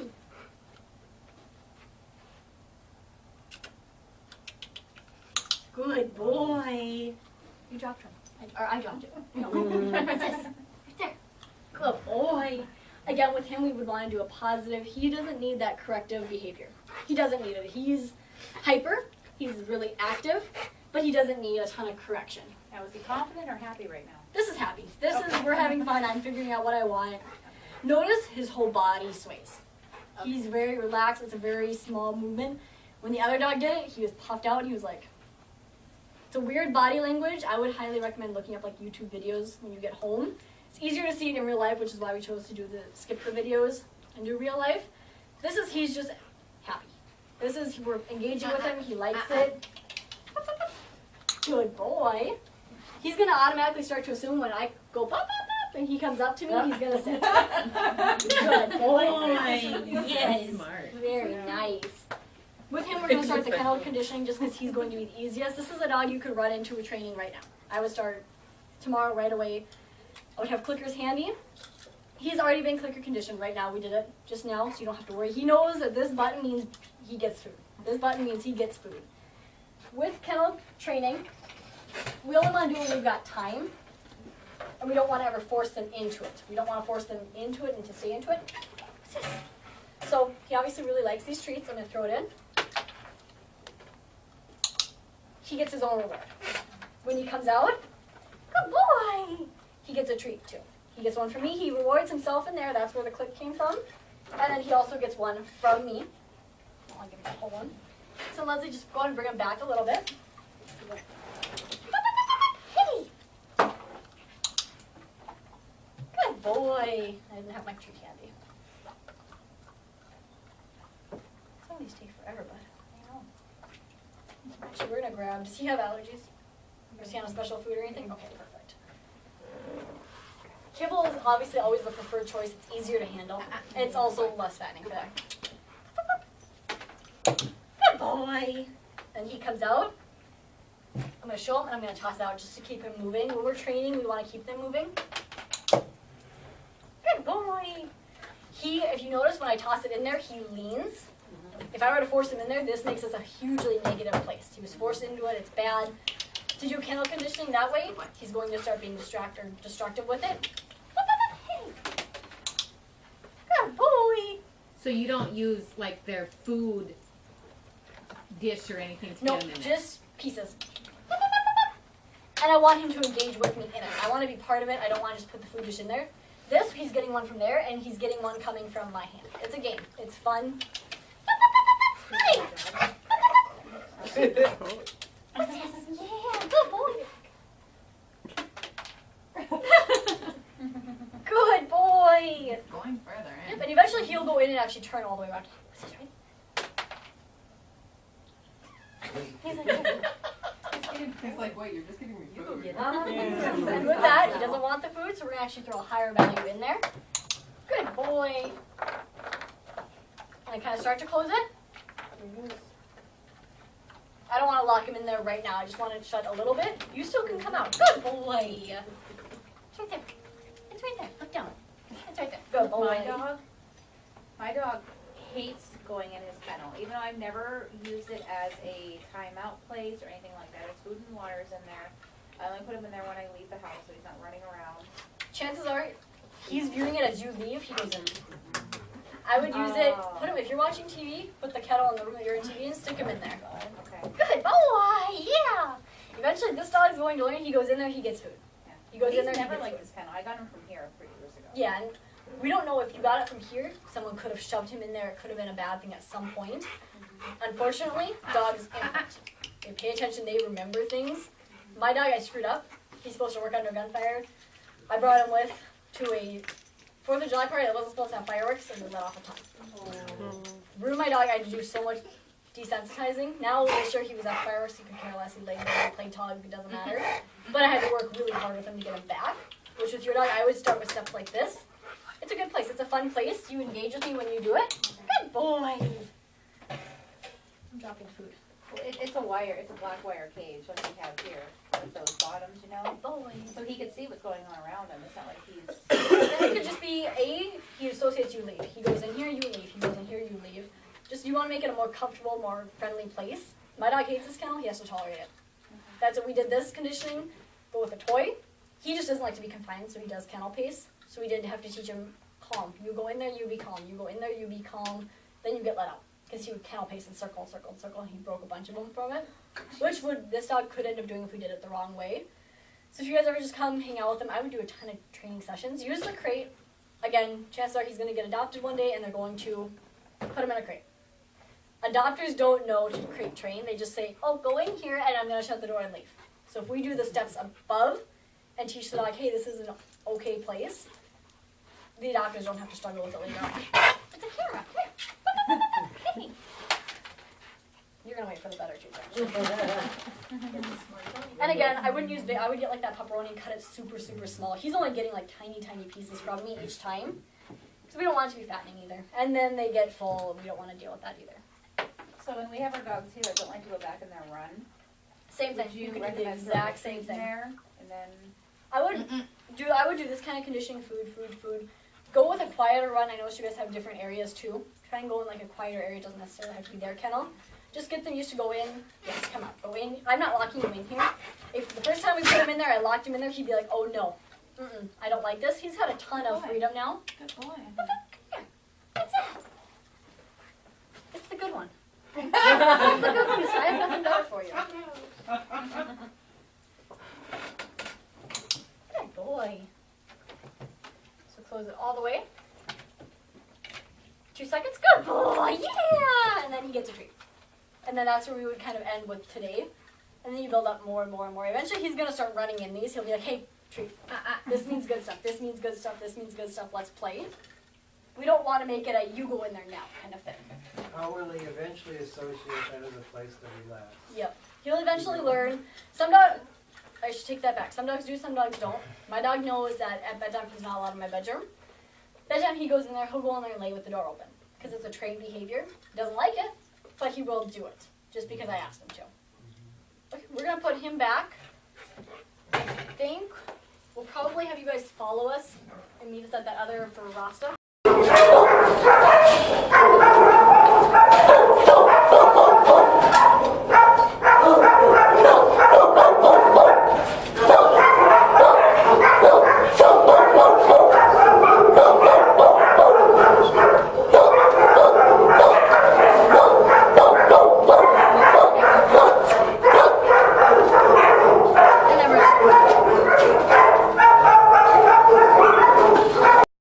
He understood how I approached to him. Extremely fearful. This would be a dog that would bite to create space, and he would bite hard. It would not be a nip. It would be, you need to leave me alone. If he was pushed enough, cornered enough. He's a little bit more docile, which is nice, but he is extremely fearful. His whole stance, all of this is very stressed. It's kind of hard to see. He's got dander down his back. Huge stress right here. I'm going to handle this dog way different than the white dog, who doesn't have a name. He can touch me right now. I'm not going to be like, no, don't, because then I'm going to make him afraid of me. Right now, I just want to be completely insignificant. He doesn't care right now. He's way more concerned about what each and every other person is doing than what I'm doing. I'm moving around, and he's still like, I don't notice. I'm zeroing in on every other person because I don't know what they're doing. He's also extremely environmentally aware. Isn't a good thing. The white dog, when he came in, didn't care. We could make some noises. He would notice. There was a confidence. He notices, and extreme goes into extreme fear. Backing up, he wants to get away. He wants to be away from everybody. Again, the way to reward him, not to pet him. It's going to be really hard because we're going to want to coddle and be like, it's okay. I noticed some people walked in, they said something to him. I wouldn't use it. I would kind of backtrack a little bit, not use any words, work on getting his confidence built with you first, and then kind of going from there. Again, this is a dog he would bite. He was fearful enough. If you notice his eyes, I don't know if he's doing it right now because I can't see his head. He does a whale eye, where you can see the whites of their eyes. If you can see the whites of their eyes, automatic, just leave him alone. That is as fearful as they can get, that whale eye. When I went in the kennel, he leaned forward. Again, I'm not going to push him. I want him on that bed before I go. He's behind me. I'm not going to stress him out and put the leash on him then. How did you know he wasn't going to bite you, though? Because of how I approached. He's fearful.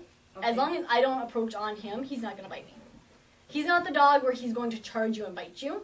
He's the dog where if I push him, and corner him, if I walked into the kennel and just wanted to put the leash on, that would be where he'd bite me. Because he's afraid. Yep, this is just extreme fear. He's shaking right now. There's a lot of lip licking. He's coming as close to me as possible, only because he can understand that I'm not doing anything to him. There is no, friendship with us, because him and I don't know each other. We met each other for 5 minutes outside. And he wants to curl in and be like, I don't know what's going on. Body language-wise, he understands what I'm doing, though. He understands what's going on. So he feels more confident with me touching back here and then being able to watch every single other person. So this is a dog that, I don't know, I'm supposed to take one of these 3 pits tomorrow to the vet. Now, I'm probably not going to take, I've worked with Rasta, but it might be a whole different game getting him into my car. It would be, yep. What would I With that, probably won't pick Rasta, but what would something He's a good coach. what is something, if I did pick him, what would I do? honestly, I probably wouldn't. I'd probably build that relationship first. Go a few days, ignore them, start to build it. I know it's really hard. We got into rescue because we adore dogs. That's why we do it. So it's really hard for us not to be like, it's okay, I just want to pet you and love on you. But that's not what they want right now. Right now, my hand is on him. We're acting friendly. I still am not noticing him. I'm still not paying attention to him. I might be touching him. He's not paying enough attention. If you were noticing when I was touching him, I would stop. But right now, he doesn't care enough. He's way more environmental what's going on. I still would not put this dog in my car and take him for a car ride. Yeah. Because that would freak him out entirely. You have to build up that relationship first and foremost. Again, he's more fearful. Still do defensive handling. Even if you think they're being super friendly, which he is with me, he's not doing anything to me that would make me think I might be want to be a little bit careful. still defensive handling to be on the safe side. Which is something any dog, even if you're really, really friendly with them and know them, I still do defensive handling with my dog when I have him out and about. Because not that he's going to bite me, but I want to make sure he doesn't redirect on something else. Now, he just yawned the same way the Spitz did. Is that kind of a different level of stress? This yawn? is stress. Yep, that is stress. The Spitz, when he first yawned, he started to really pull his teeth up and snap. Okay. When they make that noise, that's not a stress yawn. That's a I'm going to be dominant over you and show you my teeth, show you what I can do. His yawn, he had the vocals in there, the tongue came out. That is, I am so stressed right now, I don't know what else to do. And that he's trying to get away, he wants to get away, he wants to get away. The more he can get away, the quicker it goes for him. Is that why he crawls in your lap like that? Yep. Just because he can't get away, but he can back up against me. I'm no different than a wall. He was trying to do it over there. I'm no different than that right now. Again, this is not a friendship thing with us. This is, you are the closest thing I've got to a wall. And that's, I'm going to bounce off of you. We had him in a, I'm sorry. That's okay. Go We ahead. had him in a room together the other day. He's the only one. He's just he's a totally different dog. Eventually he went and laid down on And got his bed. calm. Yes. And with him, like I said, I think, with him, but from his background experience, it's more an environmental stress. One-on-one, he probably does 10 times better. He probably does way better, way more understanding. Then you bring more and more in. He's an environmentally stressful dog, not a people fearful. It's not necessarily people that he's afraid of. It's everything that goes on, the surroundings. Right now, he's used to all of you, but you guys are all staring at him. He's like, I don't know why you're all sitting in a room staring at me. I have no idea. There's a camera over there that he has noticed. He's noticed all the food up here. Different shapes, different sizes. He doesn't know. It's more of an environment. Taking him to the vet is going to be an extremely stressful thing for him. And he's probably going to freak just because it's a whole new area. And then there's people that he doesn't know that are going to be messing with him totally. Now, I was doing his temperament tests the other day, and he does this really weird thing where he kind of crawls up to you and just stares you down in the face. Yep, we saw that out there. Yeah. What's that about? Pit bulls have two personalities. Right now, his is undercover by fear. He's so fearful that it doesn't come out. It does show every now and then with that ear stuff, with that eye stuff. That's the dominant trait. Pit bulls are either the, I just want to crawl in your lap and, oh my god, the butterfly scared me, and oh my gosh, that's a crinkly noise, I don't like it. Or they're the buffed out, like, hey, what are you going to do? After building confidence, he'd probably be a little bit more dominant. So overconfidence? Not overconfidence, just more of a dominant behavior. Pit bulls are bred to pit bulls. I mean, that's what they were made to do, so they do have that strength and that endurance. He just doesn't know where to use it, which is better for us in the long run. We start training and working with him right the first time. That confidence isn't going to come out in a bad way. It's going to be more like a Nico, like I can walk in any situation and be fine. Because he stare you down and then he give you a little kiss. Yep, and with that, I wouldn't let him get close to my face. Yeah, that's what Because that kissing, every time a dog licks us, we automatically think, ooh, kisses. Dogs don't lick like that. Are they tasting us? They're not tasting us. Like, my dog will lick people's ears. Loves to lick people's ears. It's a hygiene thing. He just likes probably how it tastes. To be completely, as gross as that is, it's disgusting. That's probably why he does it. Dogs will lick in the wild for submission, but it can also be a nip lick. So it kind of depends. This pit in particular, or is it pits in general that would not make good kid dogs? Nope. Pits, this dog in general. Some pits make awesome kid dogs. I know a ton of them that kids can crawl over them. They love it. Again, it's really not good to generalize breeds. There's certain breeds you can. Pit bull is one you should never generalize by the breed. Okay. Because this pit bull's not a breed. So he's got stuff mixed in with him. American Staffordshire Terrier is an actual breed. The fact of actually having one of those as a purebred dog is very, very slim because people mix them. He's probably like lab, pit, something else mixed. So you can't just generalize one thing. And who knows, after we get him over that fear, if we start counter conditioning, he could do all with kids. Because he lets me do a lot to him. He doesn't seem to care a whole lot. It's more what's going on with the environment. Now, if you gave him the opportunity to go into that kennel, would he do it right now because he's scared? Depends. It could be terrifying to him. Okay. Or it could be a safety zone. It depends on if he's been conditioned for it yet. Kennels sometimes are really good that dogs really like them. Other times dogs are like, no, I'm not going in that box because I can't. There's no out. Or at least if he goes in a corner, there's an out. With me, there's an out. He could go any way around me. For an out, that has no outs. With him, I don't know if you guys have any like agility equipment. I would look at maybe building stuff to deal with these dogs. You like have a an ton of A-frame. it in the garage or in the shed. Do we? You have a It's ton. from the All for Fun. I would stuff. definitely work on him with that. Agility is a huge confidence booster. If they start out, they can't do it, kind of in their mind, I can't, oh my gosh, I did. And then a party broke out, that will scale his confidence. Like an A-frame would be awesome. A dog walk, not so much the jumps, but the actual obstacles are great to condition dogs for confidence. I've seen people use those, but I've never had actual training. Like I've seen, like I saw it on Pit Bulls and 4-Ways where she put the treats up on the Yep, and that's things and have them follow it. Unfortunately, I think all you guys have are the jumps and maybe a cheap tunnel, but the Also, stuff I you're would talking be about like, is the spendier if you stuff. guys have like, and I wouldn't buy it to be honest. Make it. It's a waste of money to buy Yeah. it. It's really expensive, like thousands of dollars to get that kind of stuff. And you can make it. If you Yeah. guys have a handy volunteer that would donate it, I would look at something like that. You can just use wood. Make sure it's sturdy. I mean, you want to be able to put a decent sized dog on it. I would recommend making it anyways because you can make it wider. The agility one is only a foot long. The dog has to be really, really sure-footed for that. I wouldn't do that right away. I would work on getting them just more of the confidence, get a wide, like even the size of the table and just do a ramp up, over, and down. Okay. Something like that, super easy. I'm sure someone would be willing to donate it because people like working with shelter dogs. Another thing, and as you notice, the more I touch him, the more he does do the dander. That's stress.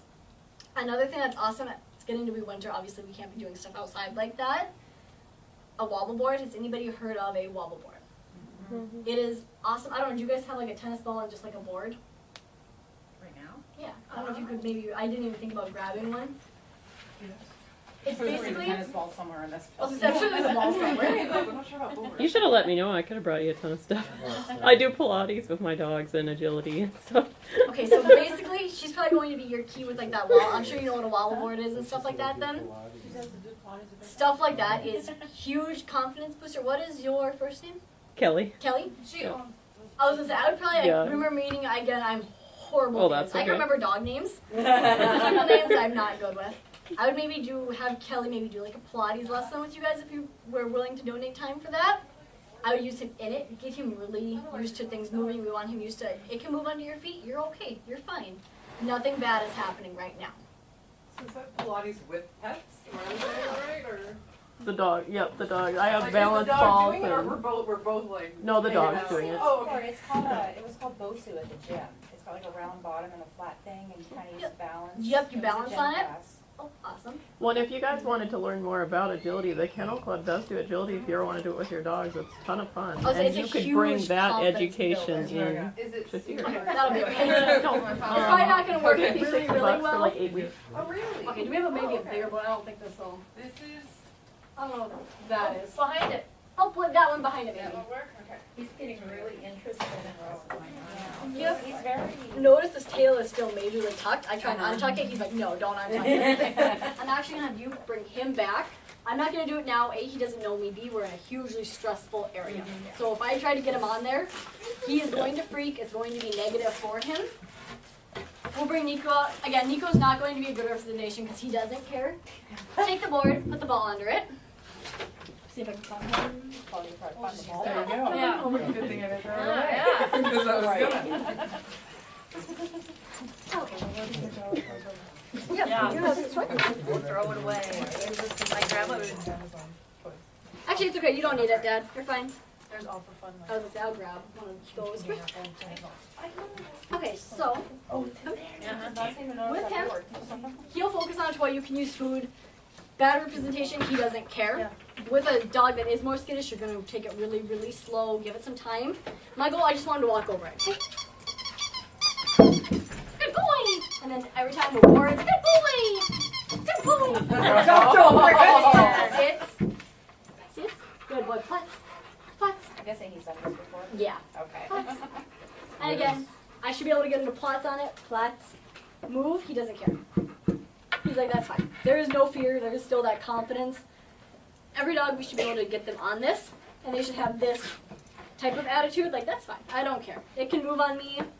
It doesn't bother me. That's totally okay. With a dog, when you start conditioning, it's going to be super slow. Take him. It's going to be like, hey, what's this? They get on. Yes, good dog. They don't make it move right away. That's why you want to use the tennis ball so it's super, super slow. get them on, yes, good, yes, good. It's a lot of confidence, back patting, yes, look at you, you're so good. Anybody have questions on like the wobble board or anything like that? Like I said, it's super easy, just get a board and a tennis ball. With Rasta and Damon, are either of those dogs that we would need to give something to carry in their mouth? To get Not so in and out much of the either of kennels? those. With Ross, I would just get him in now. Okay. He's more fearful, he's probably not going to take it. Okay. He's probably going to be like, I don't even want it. I just want out. Damon, you probably could, after you condition, he's super smart. Work with the clicker, work on an out command. Once he starts always giving it, you say out, he drops it. I would give it to him, it'll calm him down. It'll keep him a little bit easier going too.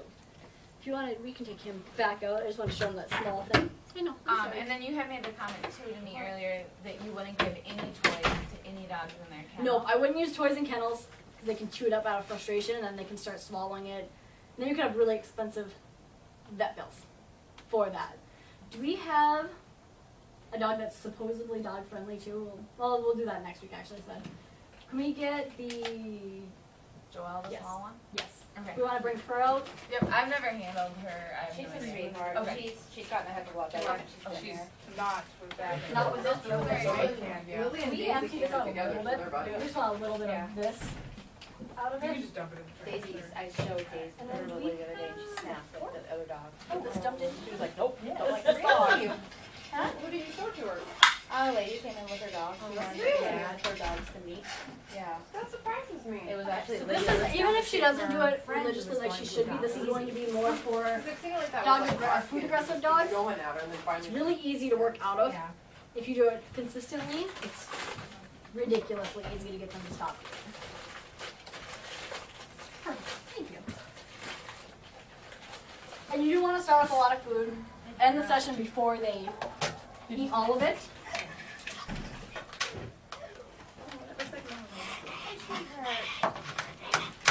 And don't do just pure canned. I know she's not food aggressive over the kibble part of it, but the canned and the kibble is going to make it longer for her to eat. And look, dinner time. Look at this. She's like, I'm free, I'm free. She looks so good. Did you do that? Oh my god, Carly, it's awesome. She was super into her face that wasn't even because she was, you know, like, what? No, Yeah. no. But at least her hair's out of her face. A hand and then a piece of towel really quick, just because I don't want to make a huge Oh, mess. what? A towel really quick. Or no, it's the paper towel's like right here. Whatever day we can put the dog food on, it'll be the wet food. This is going to get a little bit of gross, just because we're going to be mushy in our hands. Canned food is not the easiest thing to use, but you want to use something of really, really high value to her. Obviously, she really likes the canned food. She's already excited for it. Oh, God. And we're going to grab just this really quick, too, just to put the pieces on. So are we working on her being persnickety when we put it back on now? Where you at there? I can put that down. Oh, She's fine. yeah, I didn't know that. So, we're going to start little pieces. It's going to be really gross at first. Like I said, bear with me. You're just going to make it so you can handle it, and it's going to be huge clumps of it.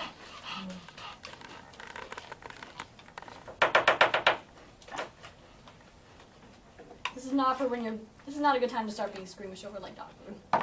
We want to make We enough. deal with a lot worse than I was that. going to say, most people are okay. I'm gonna be honest with you. Most people are okay, but some people I've done this with and like, I'm not doing that. It's like, it's dog food. It's okay. I promise it won't kill you. They Okay. literally eat that. So we're gonna start, we're gonna give her this. I'm assuming you guys know how to use this for the most part. Test. We're gonna add a little bit more canned to that so she has a little bit more to eat. Do you want her on the napkin? Yeah, just because we're gonna be throwing the food on there.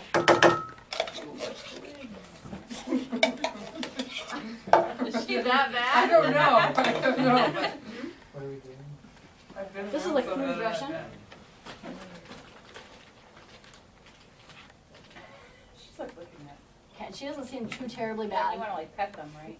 Stuff like Yep, that. we just want to kind of stick in. Oh, sorry. I do that all the time. Same with here. Okay, so that's where it kind of starts when I start trying to take it from her. She starts inhaling it. You can go to restrain her from it. There we go. Okay, so pull her back. She's not bad. But go ahead and let her have it now. But bad enough. If a kid walked up, she might snap at that point. So what we're gonna do, I'm gonna have a few of you, like 4 or 5 of you, 1, 2, 3, like 6 of you. If you wanna line up, we might wanna move the camera over there really quick. Okay. And then we're gonna have, she's probably not gonna take it at first, just go and toss it kind of close to her. You can get it in the bowl or beside her. Try to get her attention or just? You can just toss it, you can throw that one in the bowl. Do you want her to see that our hand is even there? Or? Not at first, just Okay. Right now it's the first step of conditioning. She's like, just magically more food. Good Oh girl! my god, I can't really touch that. What she's realized, and don't throw it in the dish, once she's away from it, that's okay, just, Okay. yep, you're good. So go and walk, and you guys are just gonna keep cycling through and taking little bits of that food and throwing it towards her. And try and get it close so it makes a noise so she notices it. Don't put it in the dish. Yep, try and stay away from in the dish now. That's okay, and she may not notice it. Eventually what she's going to condition, when we come up to her, she gets even better food. Normally what we do is we have a higher value treat, not the same thing she has. Unfortunately, this is really close to her. Good girl! And really quick, kind of keep moving with it. Take a little bit. When she walks up to you, automatically throw it towards her. What are we doing this time? Same thing. Oh, okay. Karen's gonna come in here more and be like, what is Oh my It's supposed to be on the Afghan, but we can't do this. There you go. Not in the dish? Yeah, right. On the ear. So like I said, she's really good. This one's not, she's more possessive, not aggressive. She just wants it really bad. With a truly aggressive dog, we'd have it actually back tied. We wouldn't have someone standing there because that would be a dog that would redirect. And we would just keep cycling through. Eventually when we run out of food, the exercise is done, they get to just eat the food. Food, yeah. The whole goal of it. Like heaven to her. That was I didn't get her Okay, to and then do you that. guys can go ahead and take a seat because we kind of ran out, and we'll let her. She probably ate her dinner now, but now. So when I did her temperament test, she actually forcefully took a hand and did it several times. I mean, that was really mild when we did it just now. I was gonna say, yeah, so- she's fine right now. Yeah. It could just be that she's more of a stressful position. Or else she was just really hungry for She could canned have just food. been really hungry at the time too. She is really good about it. We want to, like I said, normally we would test a distance on it. The dog that we had at school that we had to practice on was horrible. Like it would eat your face off for its bone. We had to stay, it was our gym. It was like a gymnasium size. We had to stay halfway across and throw the food towards the dog so it wouldn't notice us. We don't want her to notice us. We want them to notice the food. Oh, hey, there's more food. And again, normally it would be a higher value if it was like over a bone. Then you would use like canned food and just toss it. Or hot dogs would have been good. Chicken, like warmed up chicken would have been good to work on it with her. It should be something of higher value than the food itself. Be like, hey, when people come, I can leave this and go get something 10 times better. Which then eliminates the aggression. Normally all the way by the time we were done, and it took the 3 months to get this dog done, but he was an extreme aggressive case. Like he would chomp down. He broke our hand, like broke it, snapped the wood and everything. He was really bad about it. She's not nearly as bad. Yummy, right? But that's why we came up so close. Normally we would never get that close. The whole goal is, oh, if you leave that alone, you get something better. You leave that alone, oh, I'm going to give you something better. You leave that alone, this is better. So if a kid walked up, she'd automatically assume, oh, they're bringing me something better, not coming to take it. Good analogy is, if you go to a party, and there's all this food, and the hostess is all excited for you to be there, and you come and you take all their food and leave, they're probably not going to invite you back.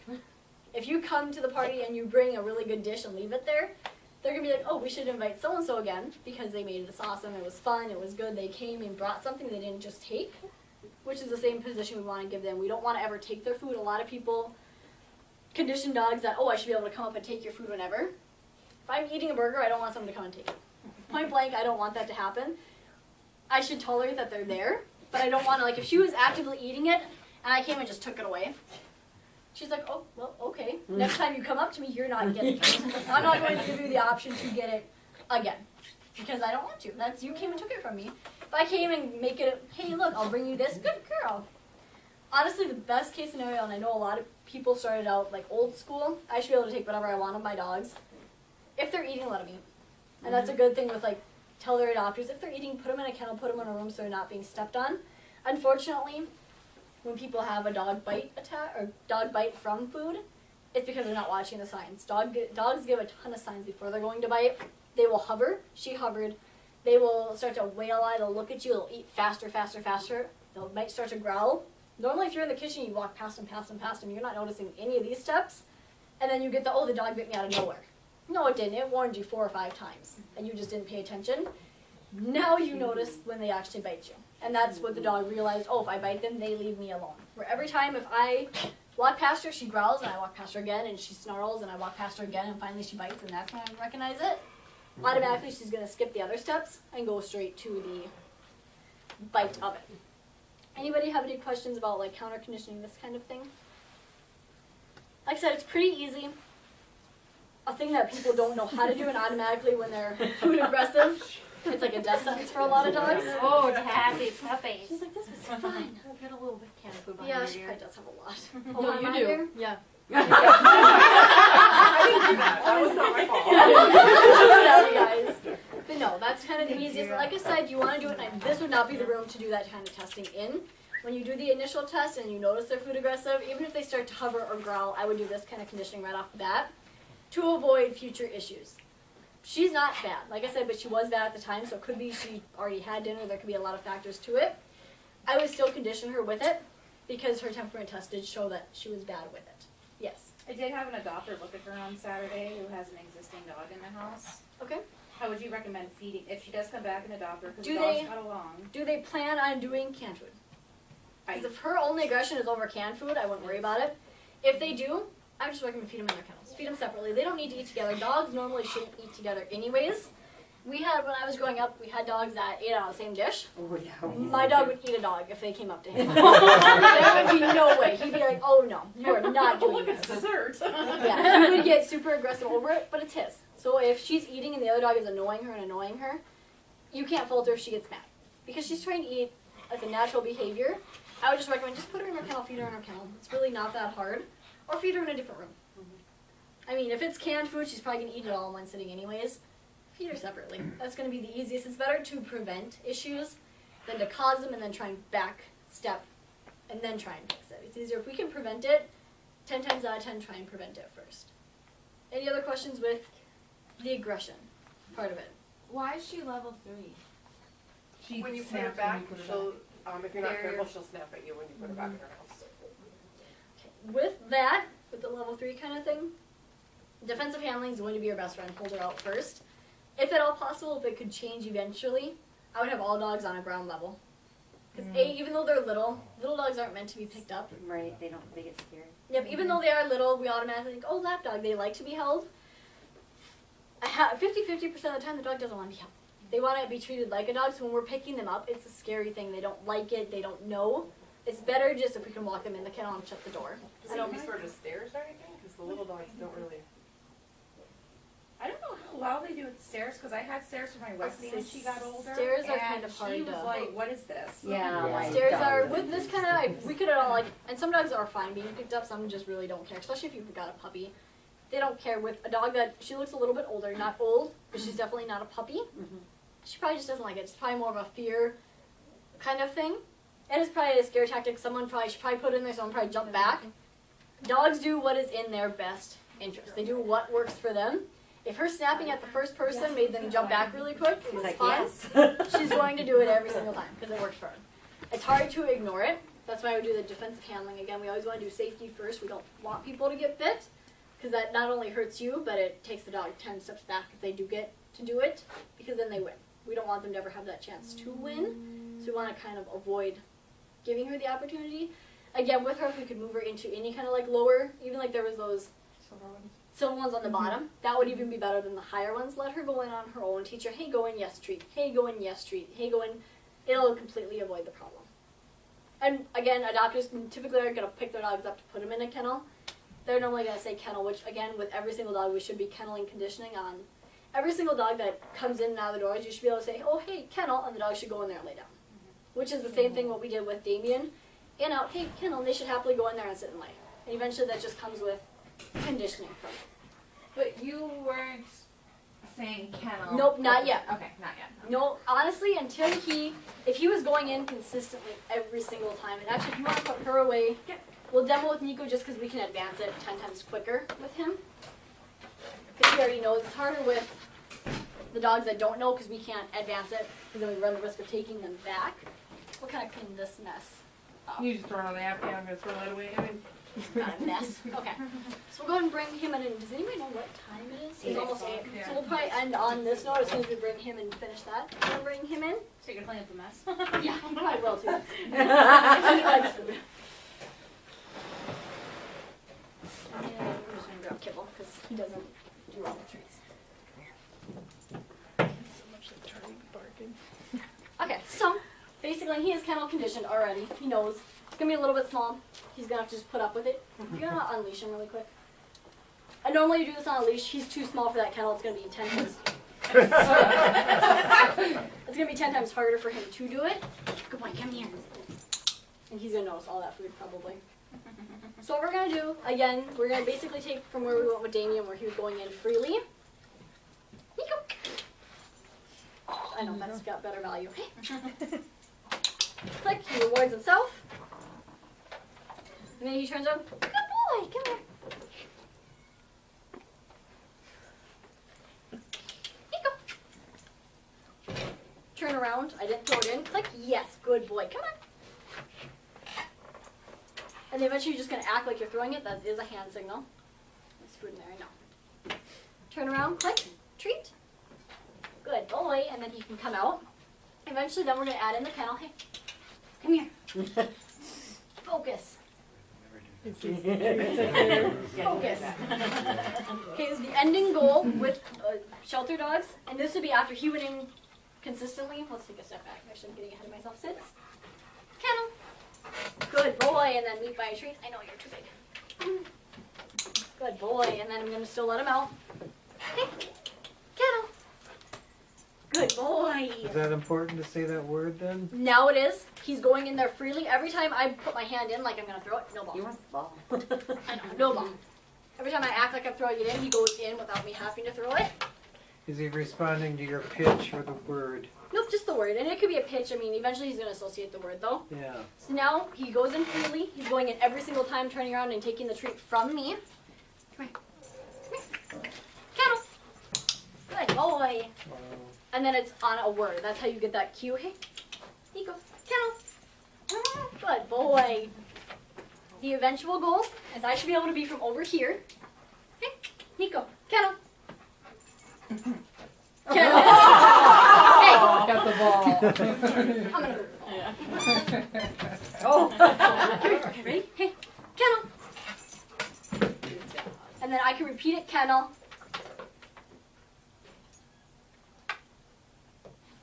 Kennel. Kennel. Good boy. Okay, free. Good boy. But it should be able to be from anywhere. If I'm over here, hey, Nico. But he's waiting for Kennel. something, right? He's waiting for that. He's sniffing everything. But isn't he waiting for a reward? Yep, but he'll sit there until I say okay. Free. Good boy. And again, you can even go out of the room. Hey, Nico. No. Kennel. Kennel. Kennel. He's like, fine. Kennel. Kennel. Okay. I should be able to walk around. Kennel. Kennel. You're being horrible. And be able to leave. Kennel. 4 feet. Back. Good boy. Kennel. And walk again. Doesn't matter what I'm doing. That's the eventual goal. We want to be able to put them in there. And they stay. It's kind of like the same as that place when I brought that place bed last week. Same kind of goal. Free! Good boy. And again, it should be able to be from anywhere. Hey, Nico. Again, you want to get the dog's attention first. If I'm like, kennel, kennel, he has no idea I'm talking to him. Kennel! Good boy. And I'd stay. The kennel will automatically, even though there's no door, it's still a door to him. He's still expected to stay in that door. Hey. No, kennel.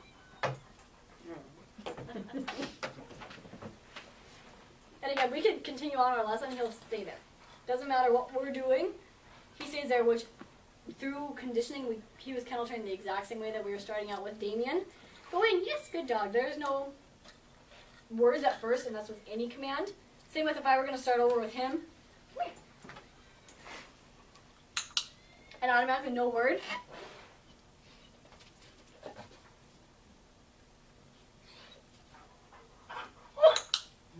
He's eventually going to figure out what I want him to do, just based off of conditioning. Sorry, I'm going to lean over you guys. Just based off conditioning, I should be able to communicate with him without.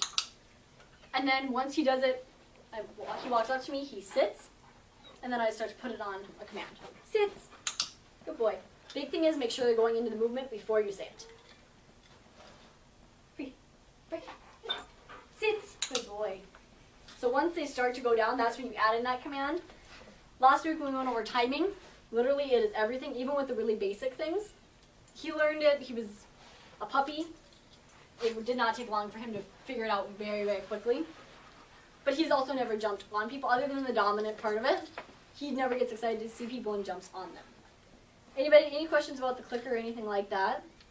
Damien would probably be the dog I'd practice a lot on, just because he really focuses well and he wants to learn. Nico, out. Just, no. Come here. Come here. Sit. Look, kennel. Anybody have any questions about kind of what our goal is to do with them with the kenneling? Is he concerned that you're going to leave him here? Is that why he keeps kind of popping out a little bit? He's a jerk.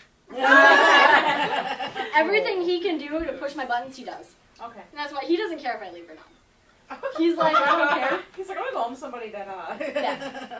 is a pushover. Yeah. And that, I mean, that's not, because he's trained to do an honoring down. I can put him in a down and leave.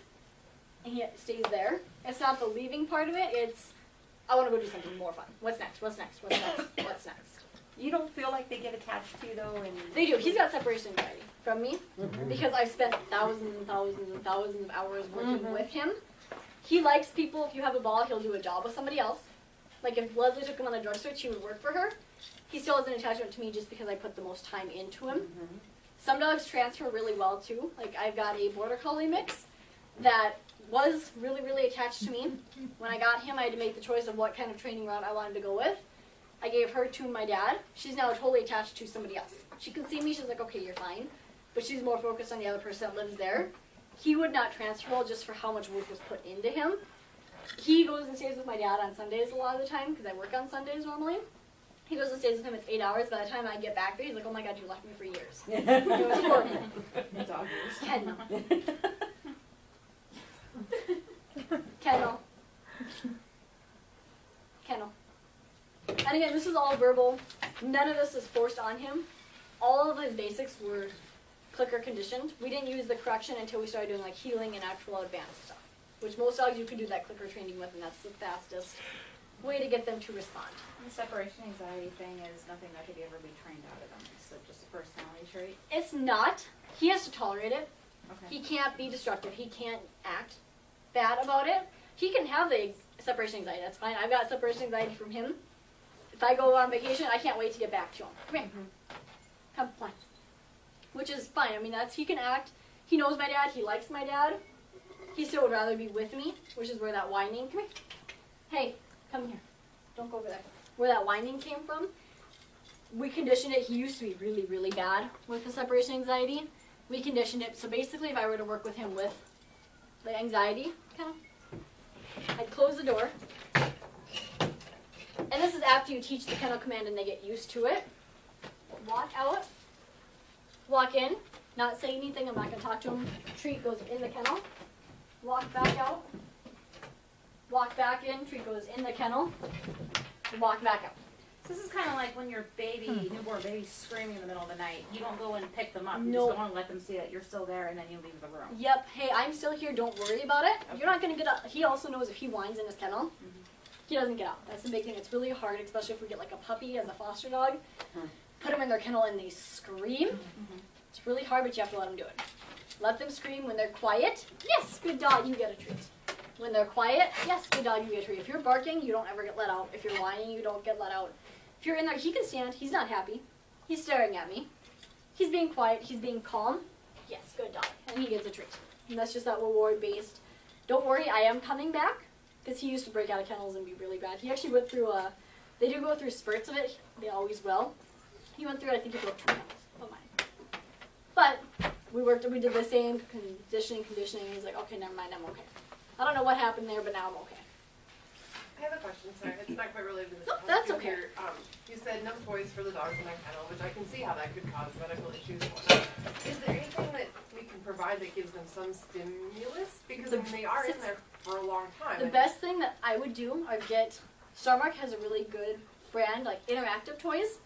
Make sure they're super, super durable. Test the dogs out first with them. Kong toys are good. Anything stuffed is automatically you don't want to. Hey, come here, sit. Anything stuffed, I've gone through, it's been horrible of him to try and find toys that he doesn't count right away. The black Kongs are really good. Starmark does a really good job. They actually have an interactive ball, which we're going to kind of touch on more next week too. I'm going to bring those with. You stuff them with food and they actually have to work it out. They're mind games because right now the toys aren't interactive. They're just taking their frustration out. What about even things like tennis balls? Are those bad because you can rip the fluff off of them? Tennis balls are actually really bad in general for dogs to have. Most trainers won't use them. If you notice, where's his toy? Nico. There we go. I won't, if I can avoid it, I try not to use tennis balls with him. Come here. We'll give it 2 seconds from now. Okay. Tennis balls, A, the fluff rubs on their teeth and will deteriorate their teeth. B, there's, come here, Nico. B, there's breakability. He breaks them in 2 seconds because they chomp and it pops open. C, there's a ton of dogs, if you look up, that swallow them and then they suffocate and die over it. A lot of friends that I had would use tennis balls as a reward until their $1,000 dogs started swallowing them because they were so excited over it, and then they passed away from it because you can't backtrack out of it. It's too big to swallow and it's too big to get back up, and they were losing a ton of dogs. They're like, this, we can't do this. Better ones are like Kong has a big black ball. Actual dog toy balls are 10 times better. Kong did a squeaky tennis ball. Don't do that either. Try and stay away from tennis balls. Gape does a really good brand. It's kind of nice. It's a ball. A, you can throw it 10 times farther. B, it's a reward. It's an interactive toy. So when he plays, okay, hit it. Again, I try and stay away from toys that don't interact with me with my dog. The tennis ball he can play with on his own. I don't have to interact. This, it's a tug. We can play tug. We can play tug. Out. We can play with it. It's more of a fun game. And then he can't break it. It's super durable, and swallowing it, he can't. It's too big. And this is actually a little bit smaller for him. They make a bigger one, which is what I would typically use with him. What were the names of those brands again? Sorry. Kong does really good. Kong, Starmark has a bunch of good toys. Nico, hey, come here.